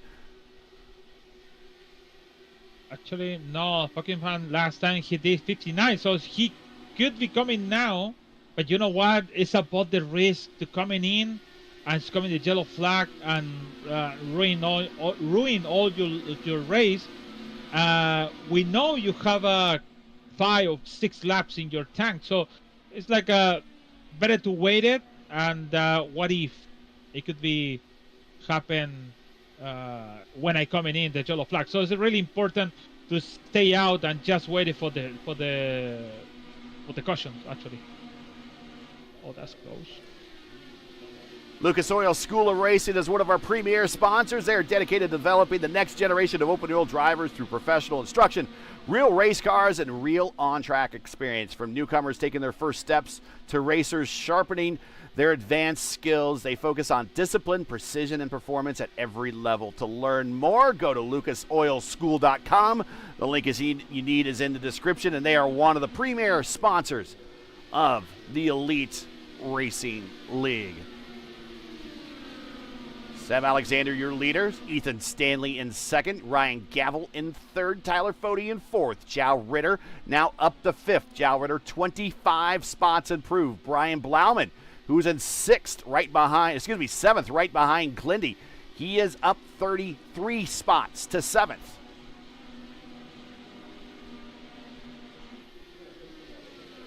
So, do you see the important about the track is really important about the practice and know how to make the turns? Because you can see Blauman, Newsom, and Glendy have a different strategies. Gable and Fode and Stanley, they have a different strategies, but they cannot make the pass in the track. So normally in the, for example, Texas or Atlanta or even Chicagoland, the new tires is dominated by the old tires. So here is after 5 laps, everyone's equal. So it is one of the weirdest stuff is happening here in Motegi with Ethan Stanley coming to the pit now. Got to come off the banking and get down to the apron and get down to that pit road speed limit. Again, iRacing, if you're listening, I would love to see a variable pit road speed limit that we could change in each session. Indy cars should go a little bit faster here, considering how fast we are overall. Mm-hmm. Remember, it's just not a NASCAR world, and you could squeeze us in, but that's what you do. Until the game's coming out. What if? What if, yeah. Yeah, it's a lot of if about the happening between now to 1 more year or 2 years.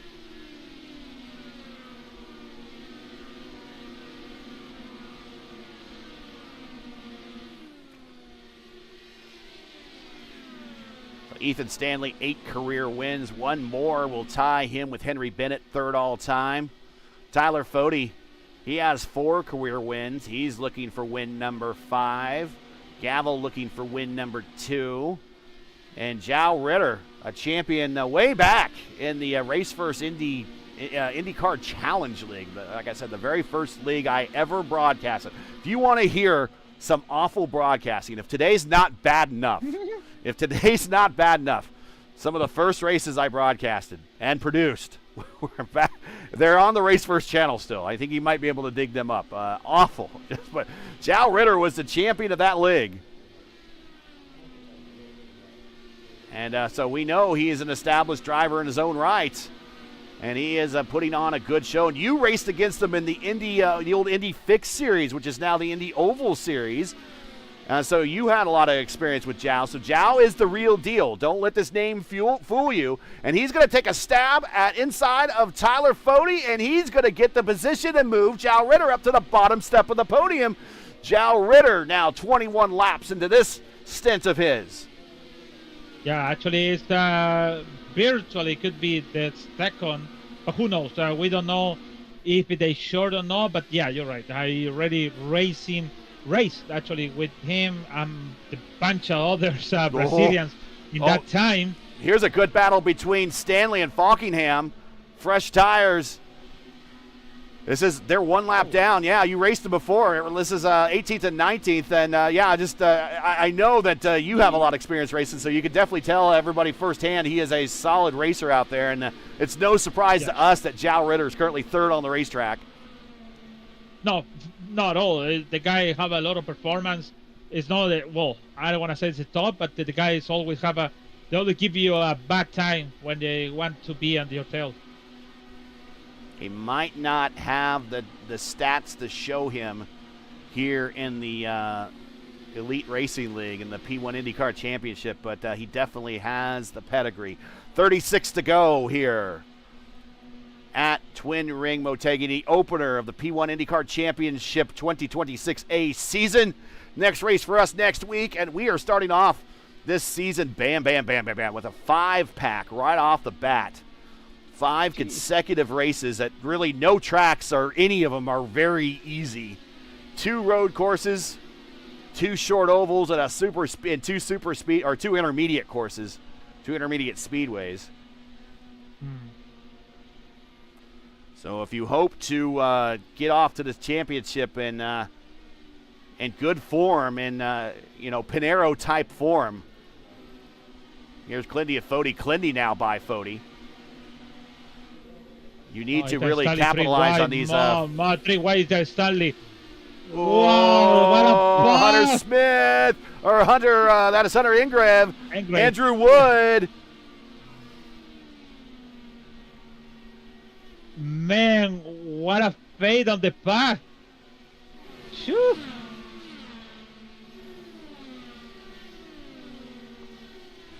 Wags on the inside of Alexis Newsom.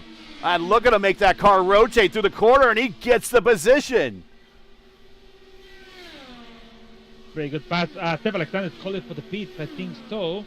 Ryan Schultz ready did. Ryan Schultz just stopped. Gonna take. Yes, and Stefan Alexander is coming now in April. And these should be final stops for all these guys here. Missing Clendy. Yeah, missing Clendy actually.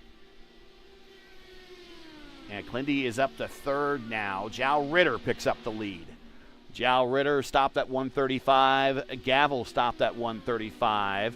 So they are 28 laps into their stint. They might be able to finish this. They might have finished. They might be under a last pit stop situation. So they might be getting to the end. Clindy, he is 51 laps into his stint, 52 now, and he is going to have to come to pit road sooner rather than later for his final stop.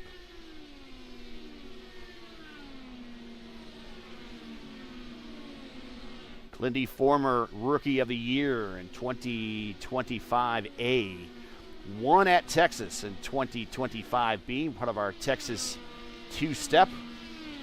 Clindy and Foti won at, not Legacy, Texas, but current Texas Motor Speedway. Oh, the throwback. Yeah, the throwback weekend. In fact, Clindy was in the Danica Patrick livery that she won when she won here at Twin Ring Motegi in 2008.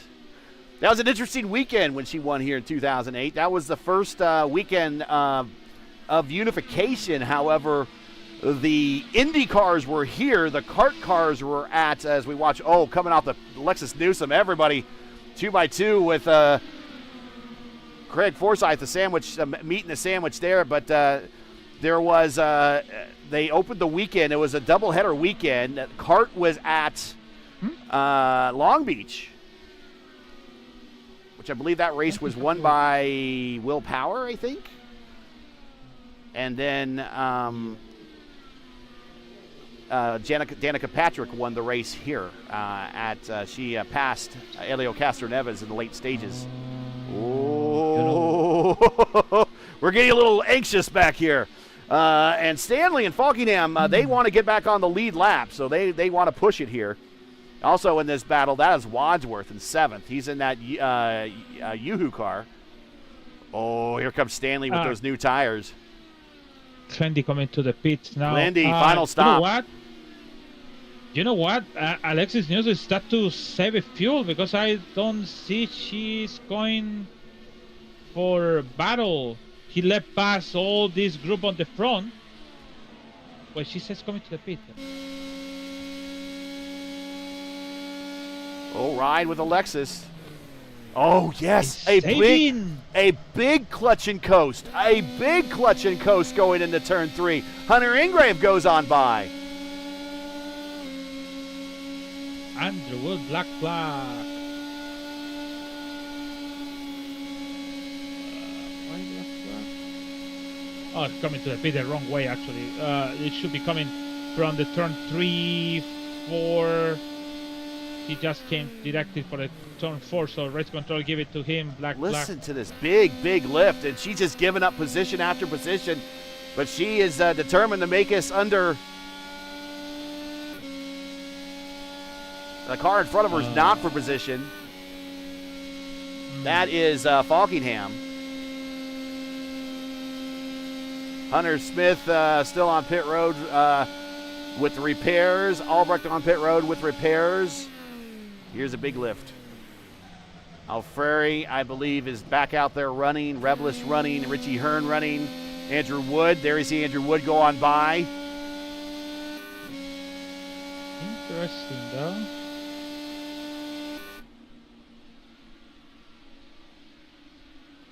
So if everyone has a stop in front of Alexis, then Alexis, we know Alexis can save fuel. That's how she won her Indy 500 in the Lionheart Series. Yeah, she did in the W12, I think so. Well, this is the point where you're talking about when we started the broadcasting. So about the saving fuel, it's a good track to save fuel, but also it's a good track to don't losing the position. So what if nobody from Ritter to Troiano figured out they're gonna out of the field? Oh, somebody's loose. Oh, Daniel lose the control on turn 4. Nice. He's probably out there pushing it, though. I'm guessing. Yeah. He wants to get that, and he's one lap down still, so he needs everybody in front of him to come to pit road. Troiano underneath Tyler Fode. Move Troiano now up to P6. Right behind him, Hunter Ingrave with Wadsworth. This is a battle for position. Hunter Ingrave now underneath Tyler Fode. So I think Tyler Fode has recognized, we'll ride with him, that he might not be able to make it with 21 to go here in the late stages. Fuel situation becoming an issue here late in the race for several of these drivers. Listen to that big lift for Fode. Ritter come to the pit. I think he make the choice to come into the pit and refuel the tank. So it's something happened with me and Lionheart when I was on the front burning fuel in the same track. I burned and all these guys, the big names, they went back to me, and then some point they went on the front because they saved fuel. So I think Alyssa Newsom figured out now she needs to save fuel. So it's really, let's see what happened, because we have 19 to go, and I think nobody on front to her knows about this stuff. Well, we'll ride with Matt Wagner, who's pretty savvy. He stopped on 135. He's 41 laps into the stint. And he's pushing. He's going underneath Blauman to get the lead. The winner here in the ISRA, a guy that knows and likes this racetrack, Matty Wags with Track Rocket Racing, now your new leader. Does he have enough fuel, or is he hoping for some late cautions here? Not a lot of cars left on the racetrack. 22 are still out there. Only 12 on the lead lap. Big lift. Here we go. He downshifts at 3 and 4. I think that's just part of a normal lap. I don't think it's a big lift. Shane Coker. Newsom? I think Alessa Newsom starts to figure out she can do it, and she make the pass all this 40 and Justin on the back. Glendy make the pass now. I know it's lap down, but maybe Fode is in 6th gear. We're riding with him now. He's in 6th gear, and it's just now getting into the yellow as he lifts going into 3 and 4. So he is trying to make it. Last car on the lead lap I want to shout out is Shane Coker. He's up 30 spots to 12th. So a good run for Shane, the Votive Indy Oval Series admin. A good week for him. His big race on Sunday. And then, of course, doing well here in the opener for the Elite Racing League. Paul Milacek, he's at 11th. Justin Wadworth, 12th. And Dan Marrera, very quietly. He's had an adventuresome day. Dan Marrera in the Ford E-car. there goes Dan, actually around Tyler Fode. Dan, he's about bounced off a couple things. A couple people bounced off him, had to take evasive action. Dan Morera, the amateur champion of the Formula Indy Series from a couple seasons ago, he is now up to 8th, Lewis. Yeah, I remember in the Indy Light Series, he's really surprised about the top 3 he made, and I think it's 3 races and road courses. So he finished on top 5 on the championship, and now Brian Roma is coming to the pit. So I think Alexis Newsom is doing something difficult, but not impossible to save fuel. Blauman was 45 laps on that stint. Wags at 46, Gavel at 46, Forsyth at 46, Troiano at 46. Actually, what am I telling people? I'll just show you here. Stint time. There it is.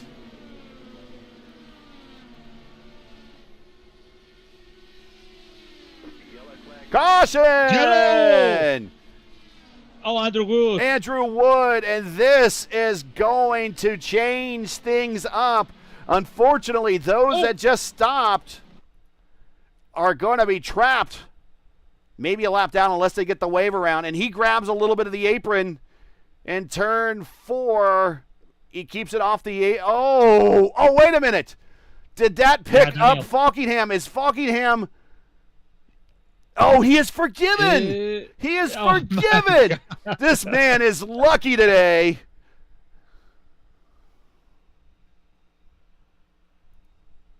So, I think, Mark Wagner have a big chance to win the race, because we're going to have like a 3 or 4 laps pacing.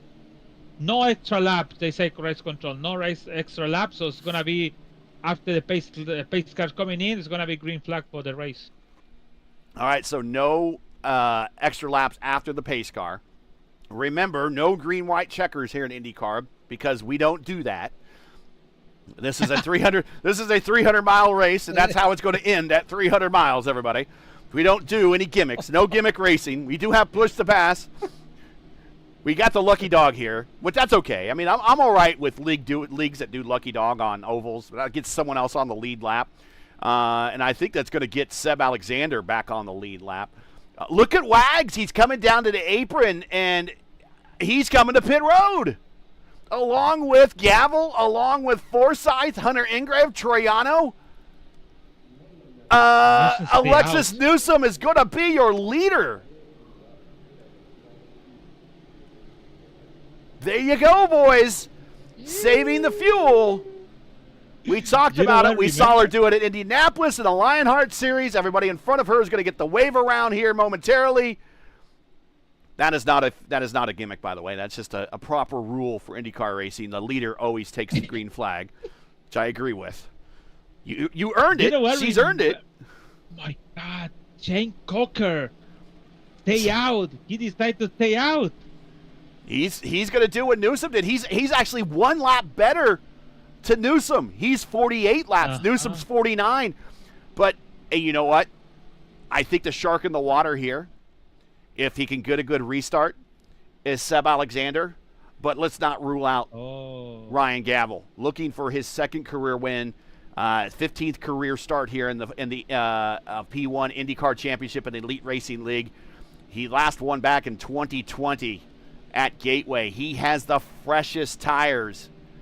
He might be able to make a play for this. But right behind him, Wags. We know Wags is one here. Craig Forsyth right behind him. Craig, he's one here too. He is the master of the undercut here. He has won here before. Troiano, we know the Brazilians run well here. Hunter Ingrave, very quiet race for Hunter. He's at 8th, fresh tires. Justin Wadsworth, he's had himself a great way. Tyler Fode now doesn't have to worry about fuel. So guys, don't go anywhere. Don't go anywhere, folks. Like the channel, subscribe. Give us the old thumbs up. Tell your friends that are just watching the Indy Pro Series, which I think is over. Tell them to get the heck over here. Alexis Newsom on a fuel strategy currently leads. We're going to go to green with less than 10 to go here at Motegi to open the season for the P1 IndyCar Championship. Let me tell you something. It's good to have a chain on the front, because he's coming to. You have to come to play here. It's not just oh, you know what? I want to gain some laps to be on the front. No, come to play.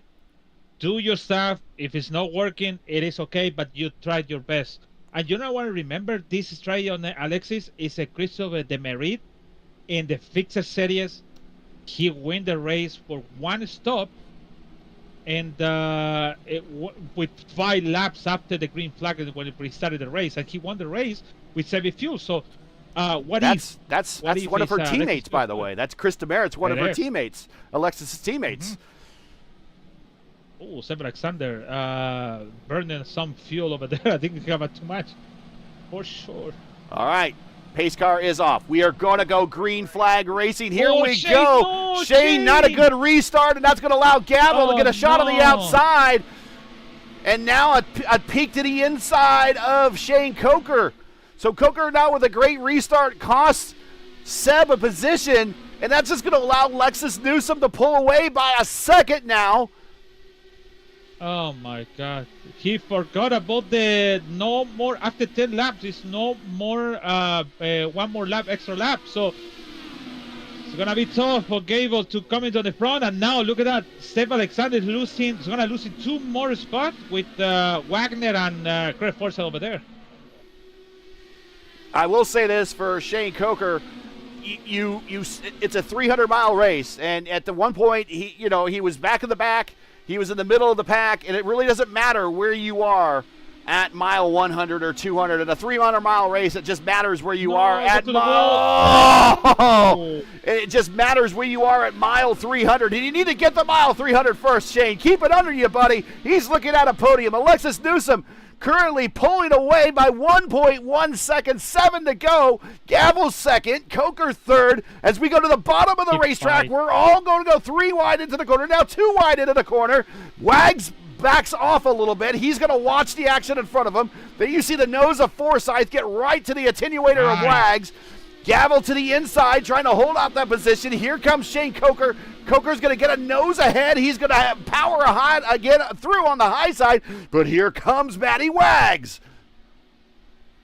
The chains keep fighting. Like I told you, I think that if you have a 5 or 53, 3 wide. Oh, Wags down low.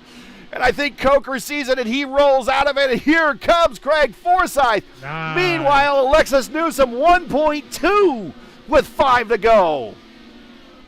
I think, fight. I think Shane is doing a pretty good job. Even with a mistake, he's still on the front and there.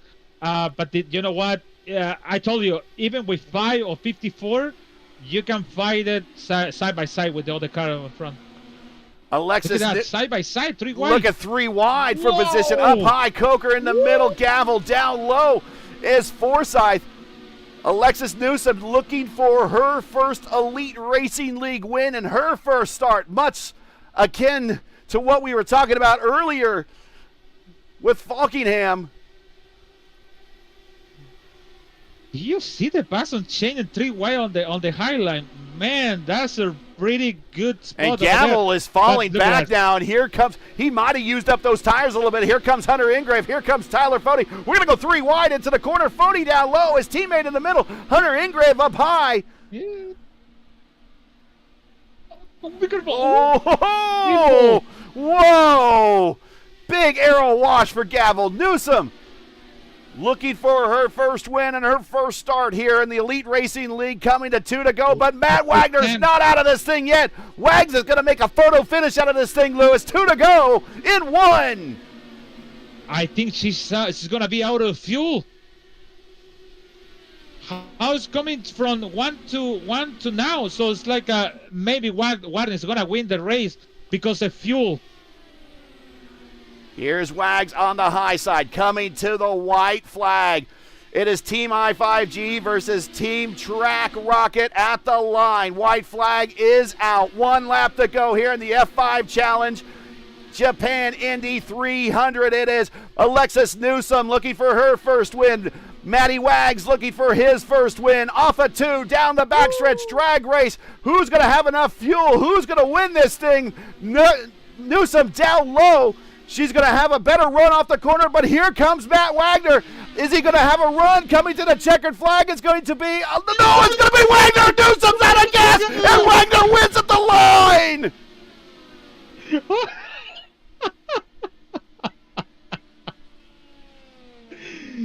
Man, he's out of fuel, man. 77/100 of a second, man. Wow. I'm hoping everyone tells their friends to watch this one. That is, the car sputters off the corner, and Matty Wags gets this long sought after win in the series.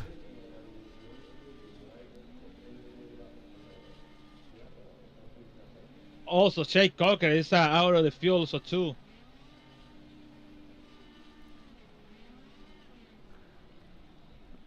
Wow. It's really surprised she went from 1.1 to 4/10 in one lap for sure. She was out of the fuel. It's gonna be out of the field for sure. But man, it was close, huh? Wow. Oh man, that is, and to do a little bit of a Polish victory lap.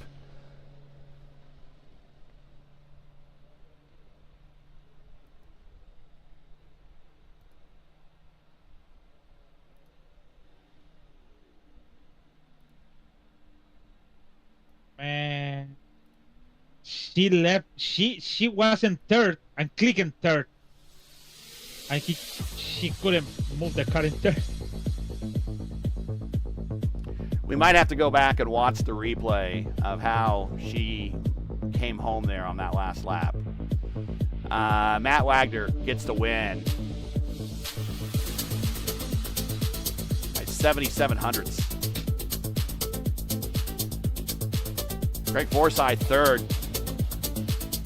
And again, two masters of Motegi here. Matt Wagner, Craig Forsyth on the podium. Tyler Fode. You know what? I think it's a great finish for Tyler to start off what we think could be a championship run for him. Top five. Hunter Ingray very quietly gets a top five here. Hunter, I think, did the right thing and brought the car home. As I think Matt is trying to push Alexis home there. Shane Coker sputters at the end, but a top 10 for Shane. A good week for him. He bookends it with his big crown jewel level race that he has in votive with a 6. Troiano very quietly starts up front, finishes up front 7th. Joao Ritter. It was looking like a Joao day. And if Joao does the rest of the season here in the series, expect him to be a player. Seb Alexander gets a top 10. Ryan Gavel. A good... if he's going to be in the championship here too, now we got a player. We got to watch him. He was in the battle all day long today. Milacek, good finish for Paul. Dan Marrera 12th, Glendy 13th, Plowman 14th, Wadsworth 15th, Ethan Stanley 16th, Falkingham 17th, Scholl 18th, Richie Hearn 19th, Revelison 20th, and a lot of these names that I just read off, Lewis, they were having much better days than these finishes. The finishes kind of betray how good of a day they had. Andrew Wood, he didn't have a great day. He might want to forget about it. But he comes home in 21st. Alfieri 22nd. Albrecht 23rd. Hunter Smith 24th. Bagney, Ruddock, Lawson, Vandermaal, Durazo, Norgard. That's your top 30. We got another page, guys. We got plenty of racing here. Aldrich, Kosala, Camargo, Hossack, Paz, Micah Mixer, Gavin Hibbs in the IUCAR, Jared Rexing, Jordan Owens, Chad Frankenfeld. Chad's going to want this one back. And Herrick and Mitchum, your 42-car field. 2 races this week. 2 league races with 42 cars in them. Can you believe that? Good showing for the community. Yeah, actually good. Yeah.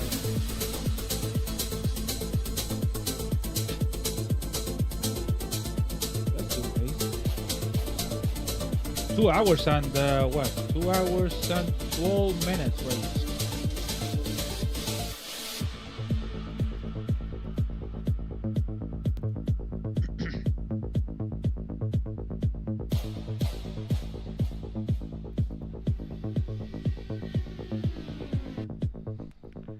All right. So we are going to, real quick,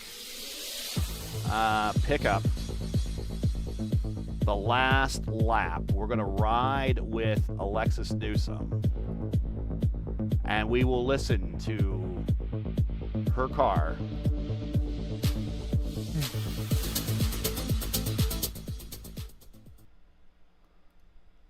Here we go.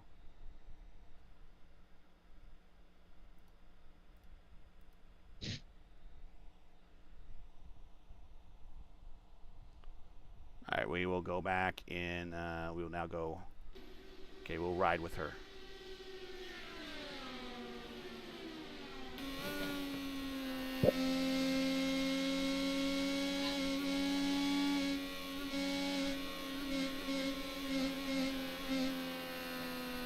Let's do that again. Off the corner.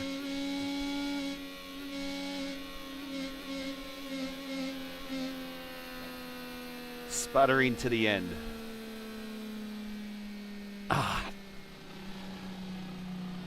On one part, congratulations to her for doing what she did to bring that car home. I mean, she did a 59 lap stint. Coker did 58. But she's begging for another half a lap of fuel. Even a quarter lap of fuel would have been fine.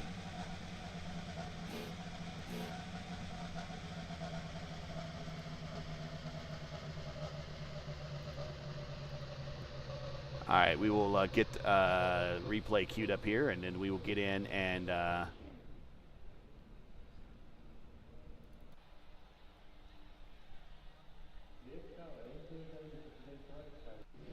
Oh, by the way, Shane Cocker, the driver of the day.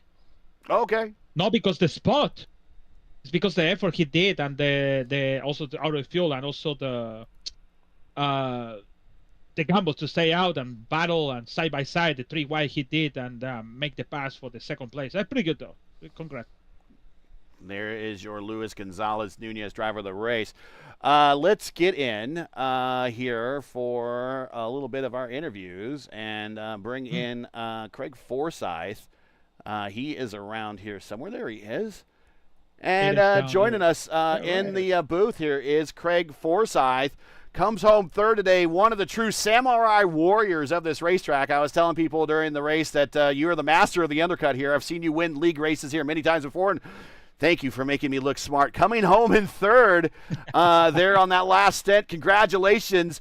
Talk about your race. It was kind of a hard going out there. It's pretty typical Motegi race, hard to pass. Had to get some track position, got some track position. You did some racing there at the end, and you kind of broke away from that group. And first of all, congratulations on that. And how much fuel was in the tank? I'm assuming a lot, since you or enough, since you were only stopped about 10 laps before. So I don't think fuel was going to be an issue. But if you didn't do that last stop, was fuel going to be an issue for you?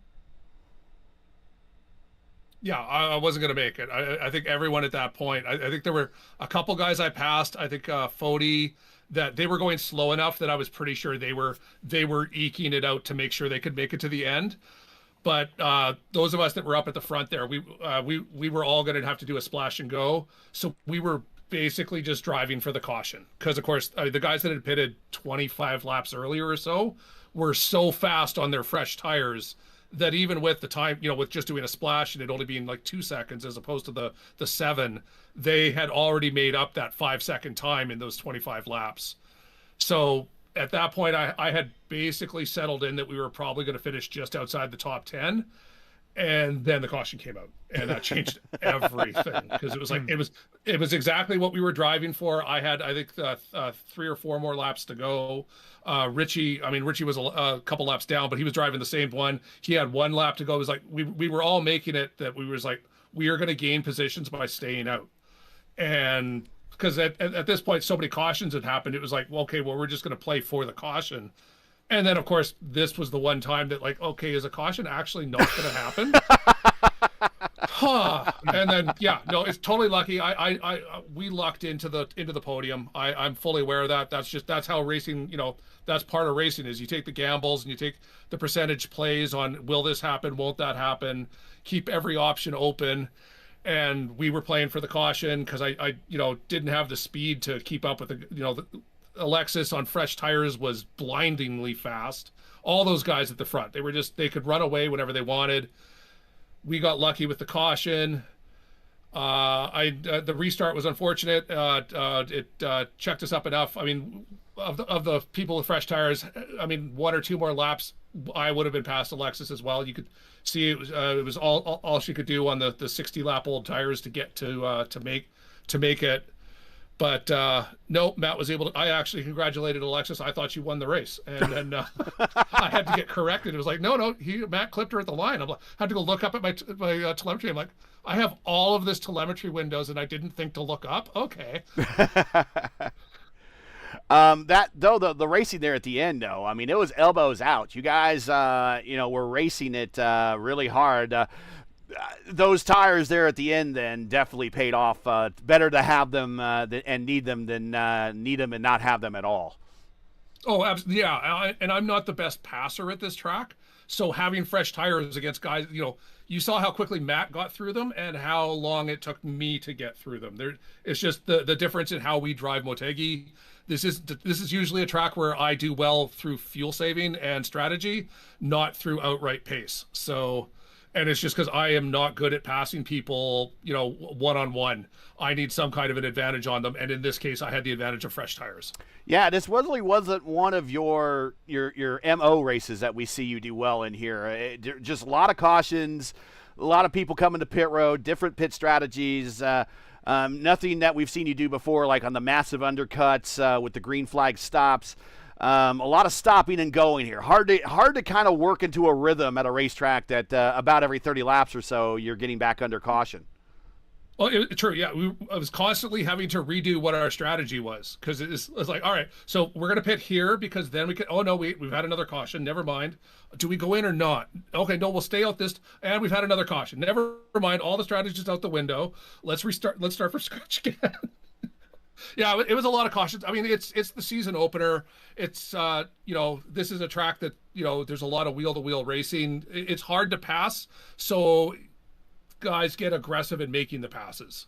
So combine that with being at the first race of the season with the a completely full field. I'm disappointed we had so many cautions, but I'm not overly surprised we had that many cautions. I had told the guys right from the start, it's like, be prepared for attrition, just survive the attrition.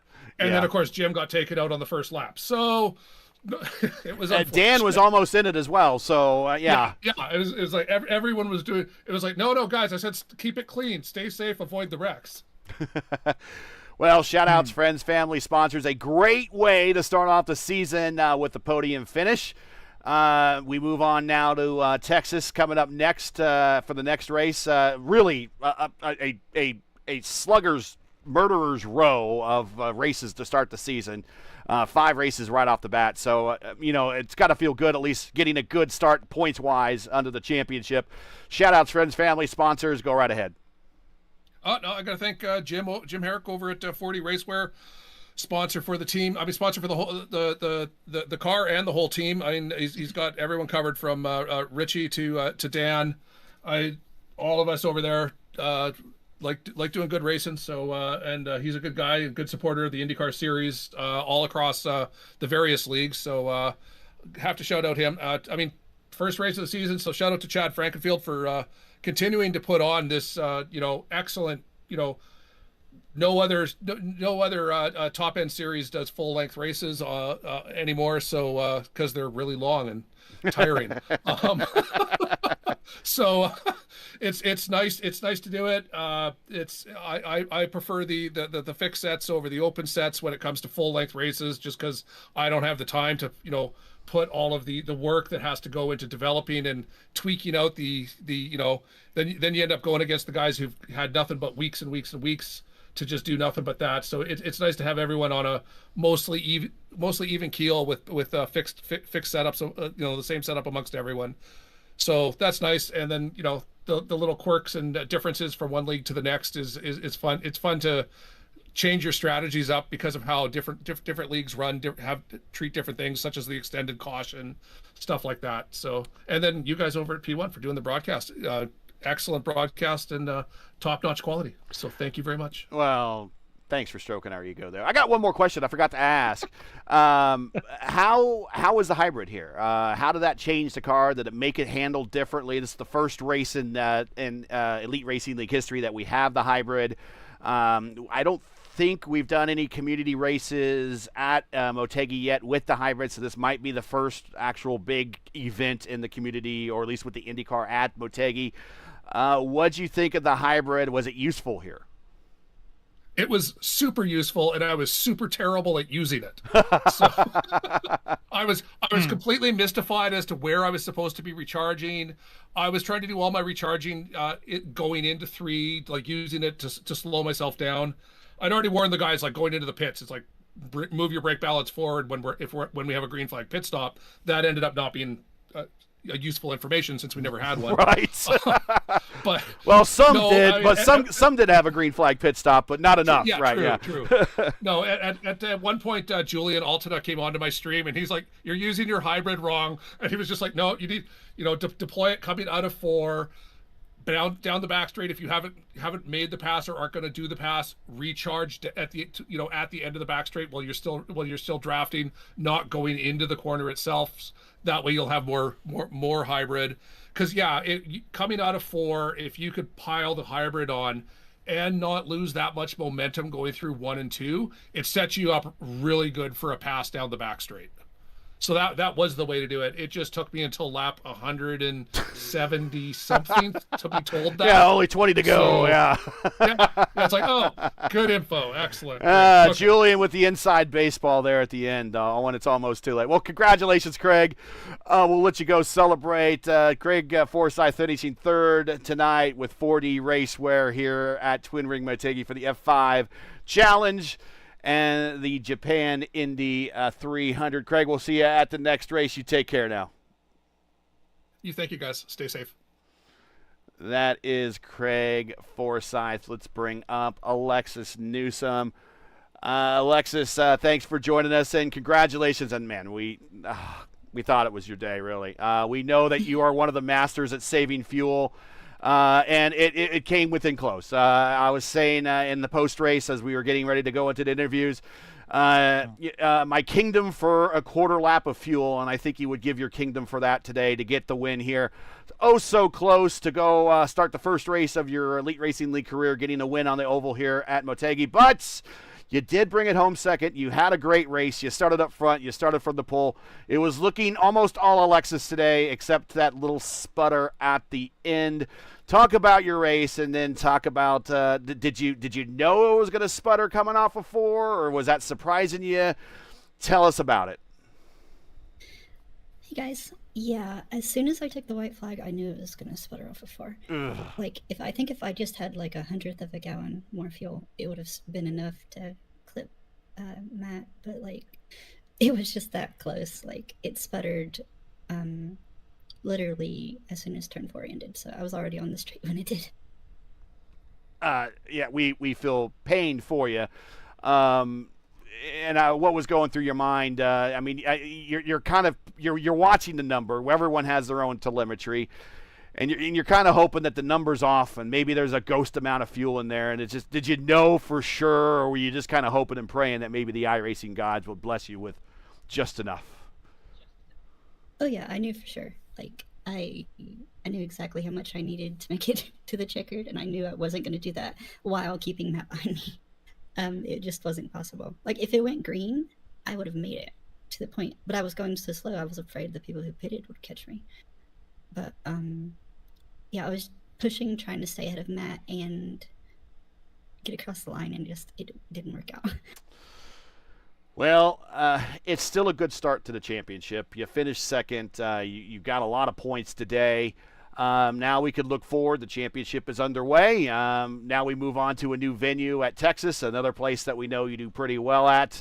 We talked privately between me and you, and you're kind of just saying, I'm going to do well on the ovals, and I just want to hang on the road courses. Is that still the plan now? Is we're just going to go full blast on the ovals and do our best and get the best finish we can out of a road course? Yeah, basically. Like I've never been known as a very good road course driver, so I'll just aim for top 10s there, I guess. Yeah, watch you get a win this season on a road course. I guarantee it. If we were at Watkins Glen, maybe. But no. I'll try. I mean, who knows? But yeah, I'm looking forward to Texas. I like Texas a lot. And I'm also I'm pretty glad to finish second here, because like halfway through the race, during some of those cautions where I definitely should have pitted, and I thought I was just done for. So like to even come back to second, I'm pretty happy about that. But obviously disappointed not to win, but I'm happy from that. We know that you like typically a lot of races that we've seen you run in, such as in Lionheart, where there's not a lot of cautions, long stints, a lot of stopping and going today. Did you find that frustrating at all, or was it just kind of working in your hands? If we stopped and goed one more time, you would have enough fuel. I don't know, but did you find the stop and go frustrating bit at all? Yeah, it was really frustrating until I got to the point where I needed it. And but yeah, I did actually think that we'd stop and go a couple more times, or I would have pitted on the second to last caution probably, if I knew it was going to go green. Shout outs, friends, family, sponsors, anyone you want to say hi to before we let you go for at least bringing it home second today. You got to feel somewhat good about that. I mean, there's a lot of people that love to trade places with you, so go right ahead. Right. Well, thanks to you guys. You guys do a great job broadcasting. I always like watching them. Thanks to Chad and all the league staff for welcoming me in. It's seems like a great league. I'm looking forward to the season. And thanks to all my teammates at i5G for helping me get to this point. And I guess that's it. You got it, Alexis. It's first of all, good to have you in the league. Good to have you here for the entire season. We know that a win is not too far off in the distant future for you. Just not today, but we will see you when the championship continues when we get to Texas. Until then, we will see you in a week. Yep, see you guys next week. And that is Alexis Newsom. Let's go ahead and bring in Maddie Wags here, but we'll change the there we go, and we'll get some of these graphics off of the field here. There we go, and we'll bring up Maddie Wags here, and here he is, one of the true masters. We talked about Craig Forsyth being one of the master samurais of Motegi, and Matt Wagner, also one of the master samurais of Motegi, putting on the tires there late to make a run at it. And it didn't look like it was going to happen, Matt. We'll talk about that. That was not the greatest restart that happened in front of you, and it kind of bound everybody up and allowed Alexis to pull away. But you ran her back down, and she had to save some fuel, and coming off of 4, she sputtered, and you scooted along the outside and got the win. First Elite Racing League win for you. Congratulations on that. You are the 36th different winner in the Elite Racing League history. We had 4 first-time winners last season, and now we kick off this season already with a new first-time winner. Congratulations, sir. I know you've been wanting one of these for a while, and you finally got it here in what has been your 17th career start today. Yeah, it feels so good, especially the win here. This is... I probably had this one circled on my calendar. All the rest of them were just like, I don't care about the rest. I have no chance. So, yeah, that was just incredible. Her running out of gas like that, I was just happy with second. I really was. And I really, really did not expect her to run out of fuel coming to the start-finish line. I was just flabbergasted. Just wow, just overwhelming. It feels so good. I'm going to do something I normally don't do. Lewis, do you have any comments of snark that you want to give Matt here for winning winning a race, for backing into a win here? Do you have anything to make fun of him about?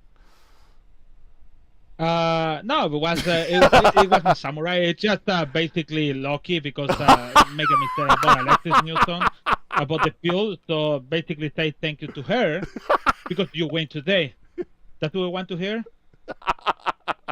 I don't have any more opinions about it. Hey, after the flag, I pushed her to. You did. You were a gentleman about it. You were. I had to do that.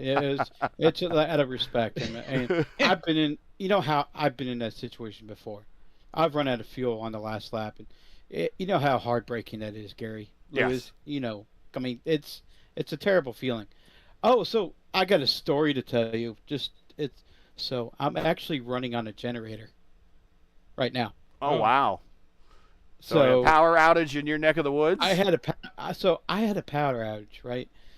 Apparently a telephone pole has fallen just right down the road. And we're like, oh, man, what do I do? So I had no practice, none whatsoever. I was trying to get everything fired up.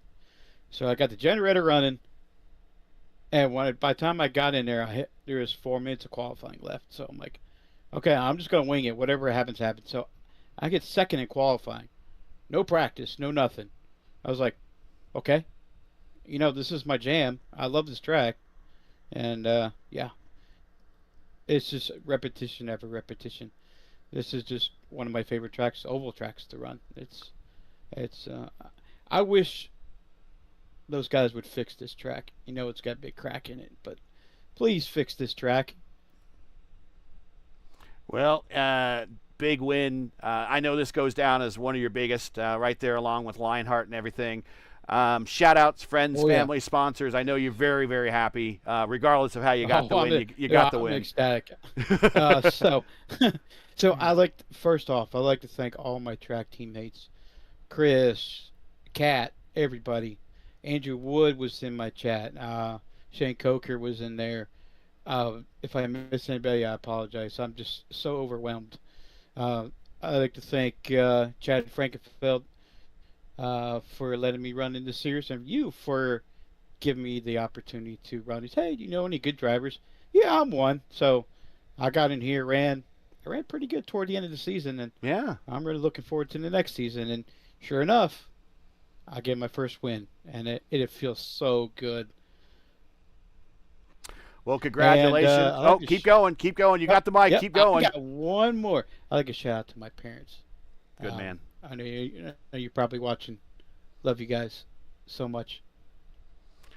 Well, congratulations. Starting off the season on the best absolute foot, getting the win here in round one for now the P1 IndyCar Championship for 2026A. It's going to make you a player for the rest of the season. We know that you're going to race hard for the rest of the season as well. You're right. You got a podium towards the end of last season. It's kind of vaulted you. That momentum has kind of got you here today. So let's see if we can keep it going, and we'll see you next week when we get to Legacy, Texas. All right, Gary, Luis, you have yourself a great night, and looking forward to next Wednesday, too. See you guys. Matt Wagner with the dub. Matty Dub with the dub here tonight at Twin Wing Motegi. And we talked about it, and really after 300 miles, almost 200 laps worth of racing here, we talked about this is a track position race, right? And track position matters. Where did first and second of this race start this race? They started first and second. So they started up front, and they end the night up front, and it just shows you how important track position here is here at Motegi at any other IndyCar track. I think it's probably one of the most here. We had some guys that fought, and you mentioned Shane Coker, who was lobbying in chat to be your driver of the race, and he was up 36 spots. He started in 42nd position, dead last, and he finished 6th. He improved 36. So there is, with strategy, ways to get up into the pack here, but at the end of the day, it's always good, Lewis, if you start up front, you stay up front here at Motegi. Yeah, it's like you be a leader. You want to be on the front, and you have a best chance to defend it. But you know what? The condition of the track is too cold. I said too cold because normally it's in 110 and 115 or something like that. It's make it a little more difficult to make the pass for the leader. At least make, and I think what I think for outside, the setup, all the stuff make the battle, at least you can battle for 3 or 4 laps with the leader, or for example, like a chain with the 50 something old tires, 50 can something. yeah, it's something. Yeah. Something tires stay in the battle with people with the new tires. So it's like you see that pass when he did in the turn 3 and 4 for outside, and 3 wide he make the pass close to the wall and remain the second or third place, I think so, at some point. Unfortunately, because the fuel, he was out of the fuel, he finished on 6th. So, but anyways, it was a good job for that. We're talking about the fuels, and the fuel, it was a really big gamble. And like she said, what if I put more, or maybe didn't put that fuel when I supposed to put it? What if it went a little bit more? So it's like a what if. But without that if, make Wagner win the race today, because he gambled to stay out. Coming to the pit, refuel, coming out, and finish the race on the front. So that's a good fit for him, and make him one of the names. What if coming to the next one in Texas, to be in the orbit, to maybe talking about something important, because if you have a championship with good championship, basically, like one day happened to Wagner in Lionheart, so he was consistent 5, 4, 6, 7, 5, 4. It wasn't the top of the championship, but it was all the ovals. So, but anyways, it's still difficult. But what if Wagner is in all this oval, stays 6, 4, 3, 2, 5, and the road course finish top 10 or top 15? What if on the end of the season could be for the battle for the championship? It's just consistent and just be lucky to don't have an accident on the track. So good job for Wagner. Good to have it, Alessem Newson in the championship, and yeah, was a good race today. And next one, Legacy Texas, gonna be pretty good, because it's Texas. The Legacy is much better to the new one, and make the more battles and battles between each other much better and more excited, actually, because turn 1. To be honest, turn 1 in the new Texas turn 1 is really, it's a gamble. If you go too high, you can lose. If you go to the middle, you can lose. But if you go too low, maybe you're gonna lose the position. This is like but the Legacy Texas is 1 line or 2 lines, actually. That's making more excited for everyone. So see you next week for that, for Texas, Legacy Texas, here in ERL channel. Yeah, I agree. The season is off to a great start, and it was a great race today. And I think there's going to be a lot of drivers, especially that finished in the lower half of today's race, that have a lot of not momentum, but just I have a lot of I'm angst, and I'm upset, and they'll have motivation to do well in this next race, like Chad, like Hibbs, some of the Owens, those guys that just had a bad turn 1, and the start of their campaign is over, 2 laps or 2 turns into the campaign. So there's going to be a lot of drivers with motivation to do much better, and of course all those up front. So we're looking at a very competitive season now, everybody, without Adriano here, and maybe we see Adriano come back halfway through the season or towards the end of the season, maybe at Indianapolis. But I think without him here, I think everyone kind of feels the vacuum and sees it as an opportunity to make a run at this thing and to become the first champion in 4 seasons, and then your name that hasn't been Adriano Pinero. So let's get on over, give everyone back their Thursday night.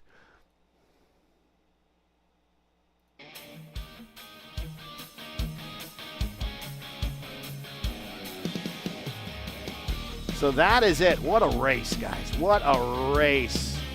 And I hope everyone really enjoyed watching this, and will tell their friends about it and pick it up again, because this needs to be rewatched. It's just a great race. Matt Wagner gets the win.